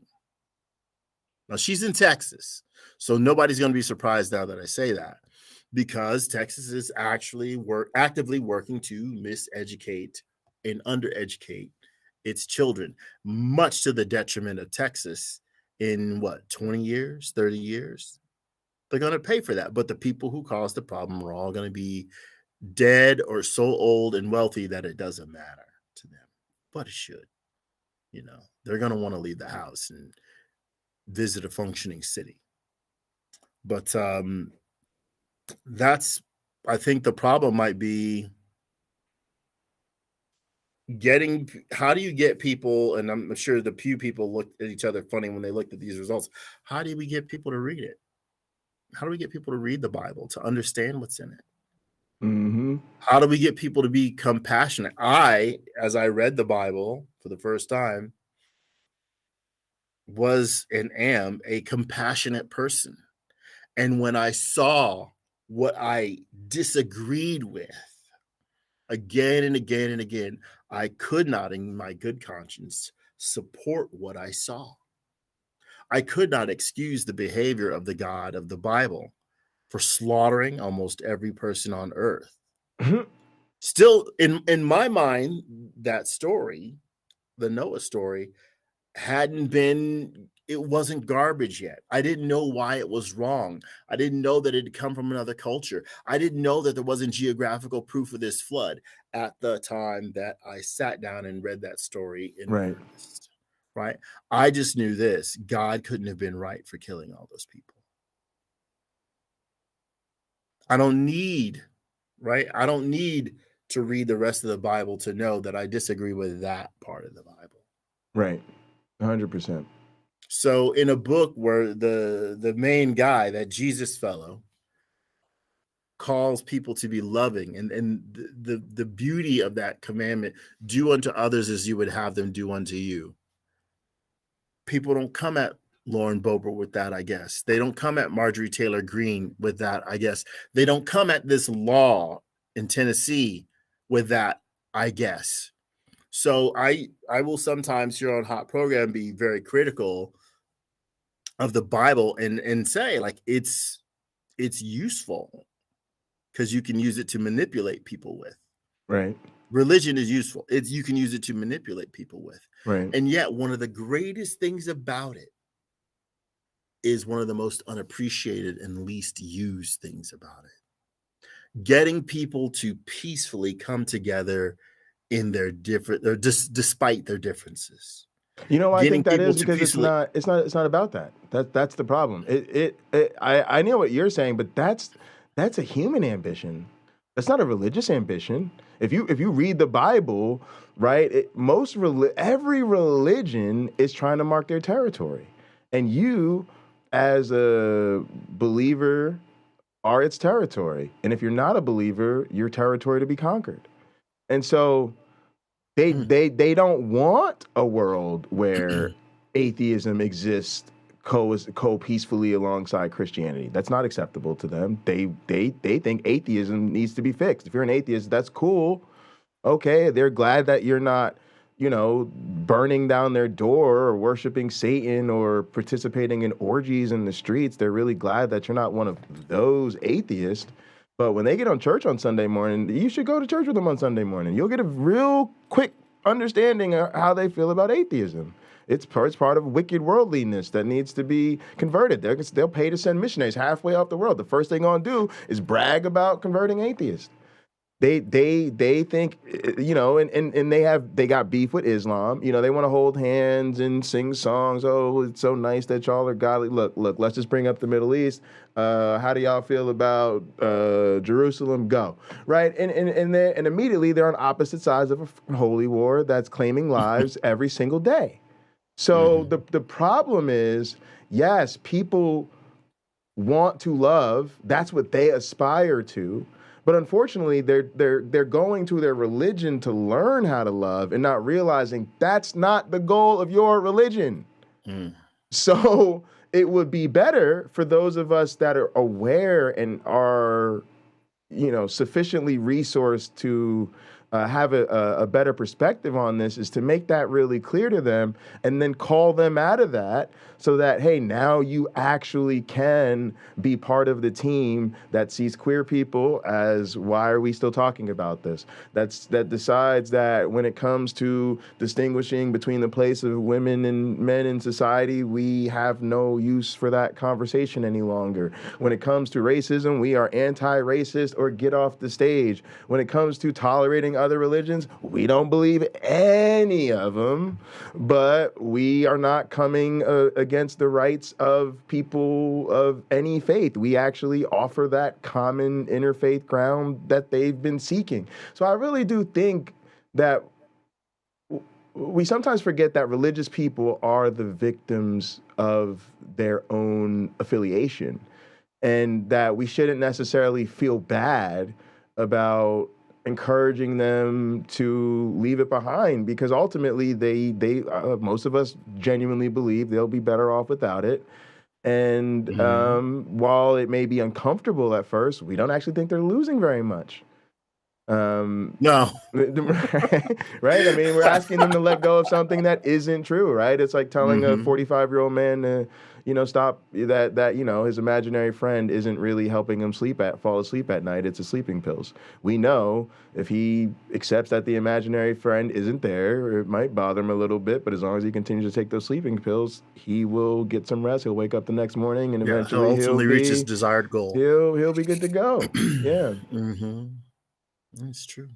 We're a little over time. I want to get out of here so I can actually get to church on time. But I want to wrap this up. So I'll give Sean a chance to wrap up. I think Sean's still on the spotlight tile.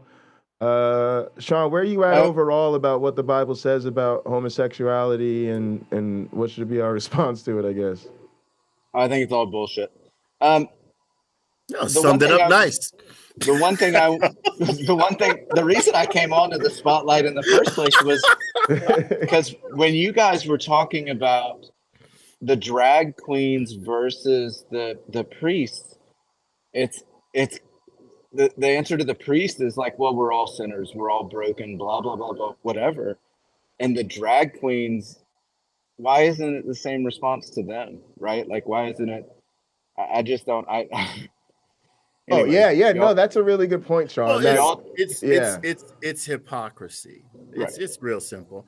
And again, I think to some degree, a lot of this is staying in power. As I've said numerous times, if I control your fear, if I control what you fear, I control you. Period. I can get you to do almost anything. Yeah, and even to Sean's point, though, it's like, even that article I read, the first one, they did that whole entire disingenuous song and dance, right, to try to sell the Bible as potentially pro-LGBTQ. They could have just came out from when it's not, right? They could have just came out swinging with it's anti, but hey, that's sin.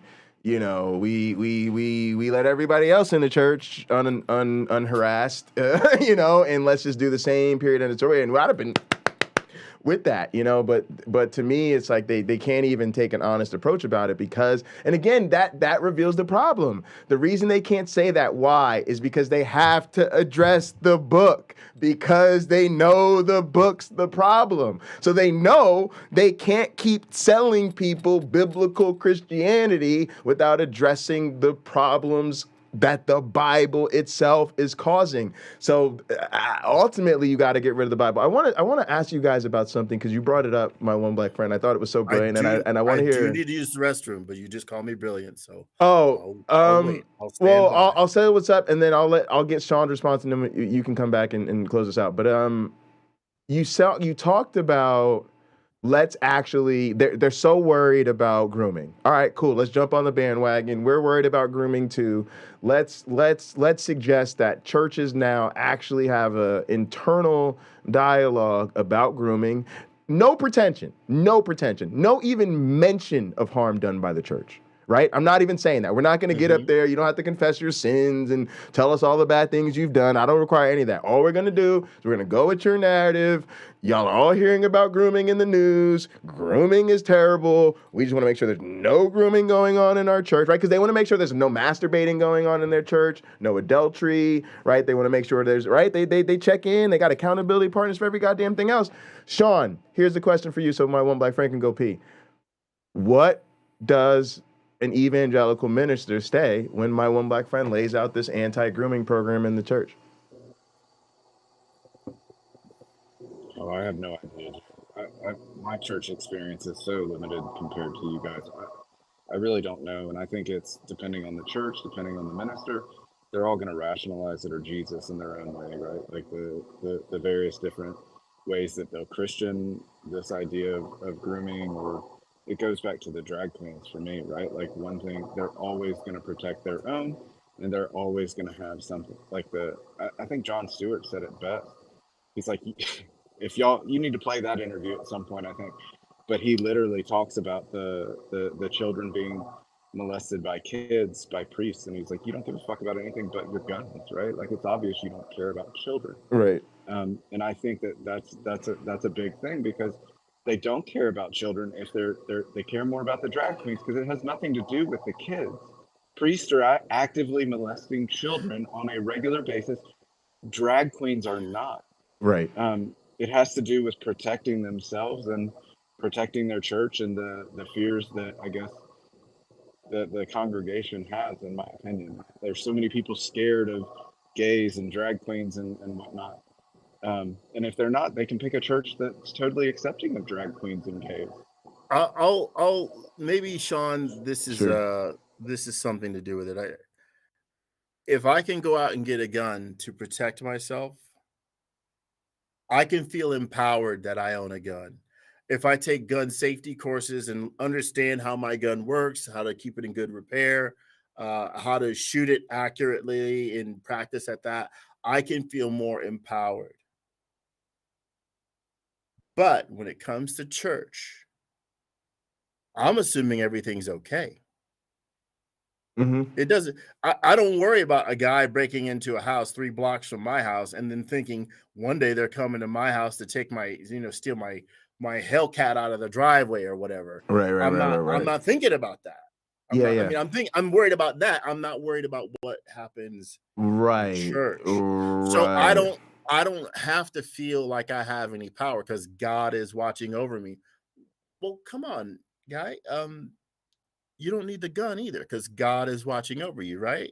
Well, I shouldn't be stupid and careless. If I could have a gun, I should, because a strong man is not going to break into a house that if he knows there's like a gun over there, he's not going to do it. That's biblical. Right. Sure, it's biblical. But church is supposed to be a nice, safe, wholesome place. Right. And most of them probably do a pretty good job of that. But it's a daily occurrence in the news when a minister is being charged or blamed, or a child is being compromised by the lack of good morals, right? Not what they preach, what they do, of a member of that church, a youth pastor, a clergy member, a secretary, and so on and so on. Jim Bakker, right? He raped his secretary. Jim Bakker is on TV right now selling his Apocalypse Chow because it's a Sunday. He's selling that stuff and he's getting richer and richer and richer and richer. And what about the congregation that's tuning in and sending him money? Right? Did they forgive her when they forgave him? Mm-mm. Mm-mm. Mm-mm. So I think that's part of the that's deal. what I was getting at. I just don't think they take it. I think they power. I think they're going to take that exact out, that's not the concern, that's not the issue, that's not what they're worried about. So now, if I'm sorry to interrupt, I'm just thinking of this.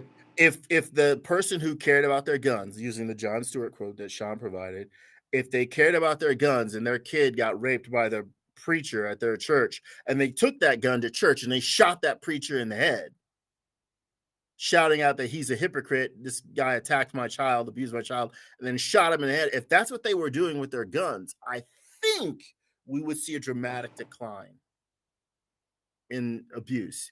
If they did the Old Testament way, if they took that preacher, that priest, to the edge of the city and they collectively stoned him to death or threw him or her off of a cliff and then pushed stones onto their body, I'm assuming the numbers would kind of come down at a fairly rapid pace. But that's barbaric. It didn't used to be. It was good enough for the ancient Hebrews of the Old Testament. Mm-hmm. We're more civilized now. It's against the law now. We have due process now. but the act of the abuse is uncivilized. Well, I think you bring up the best point. At least what I heard in that whole thing, my one black friend, is that they're scared of something, right? And absolutely, they're not scared of their children being molested. They're not scared of like you said, their Hellcat getting stolen because God's looking out for them.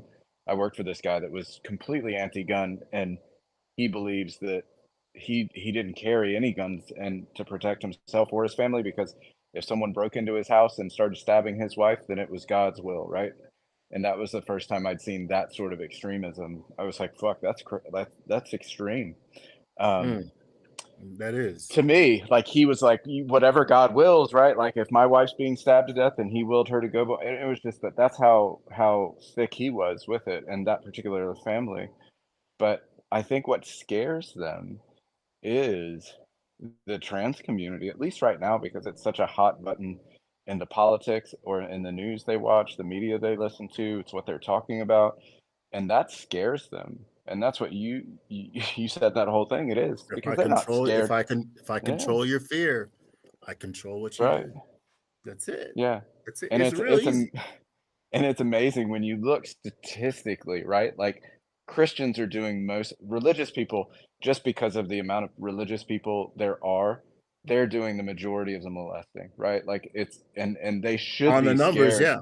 Yeah, 100%. They should be scared of this, but they're not, because we as a human, and I think this is one of the problems for me of religion, it allows people to like live in this fantasy world that they're safe from everything until they're not, right? Like, oh, well, that's not going to happen to me because I'm protected, right? Like, and there's so many people out there doing it, and I've done that in my own life, and as my mortality gets less and less and less, or I get closer to being older and older, less of that, right? Like, less of that, like, my 20s, I was indestructible and rode bikes differently than I do now, and drove cars differently, and just lived my life differently.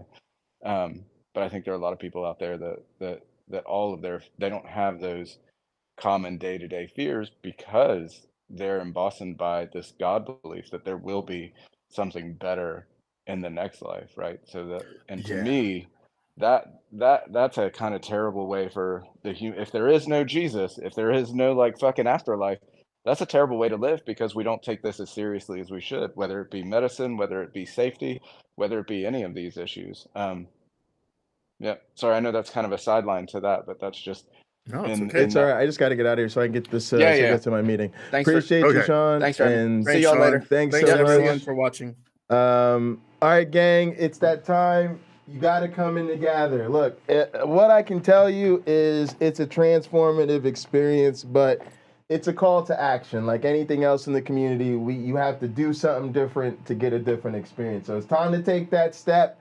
Get beyond YouTube. We're going to be hanging out in the cafe around the clock. We play games. We have offline conversation. We make members-only content. We watch movies. We stream. Everybody's streaming. It's crazy. You got to come join us.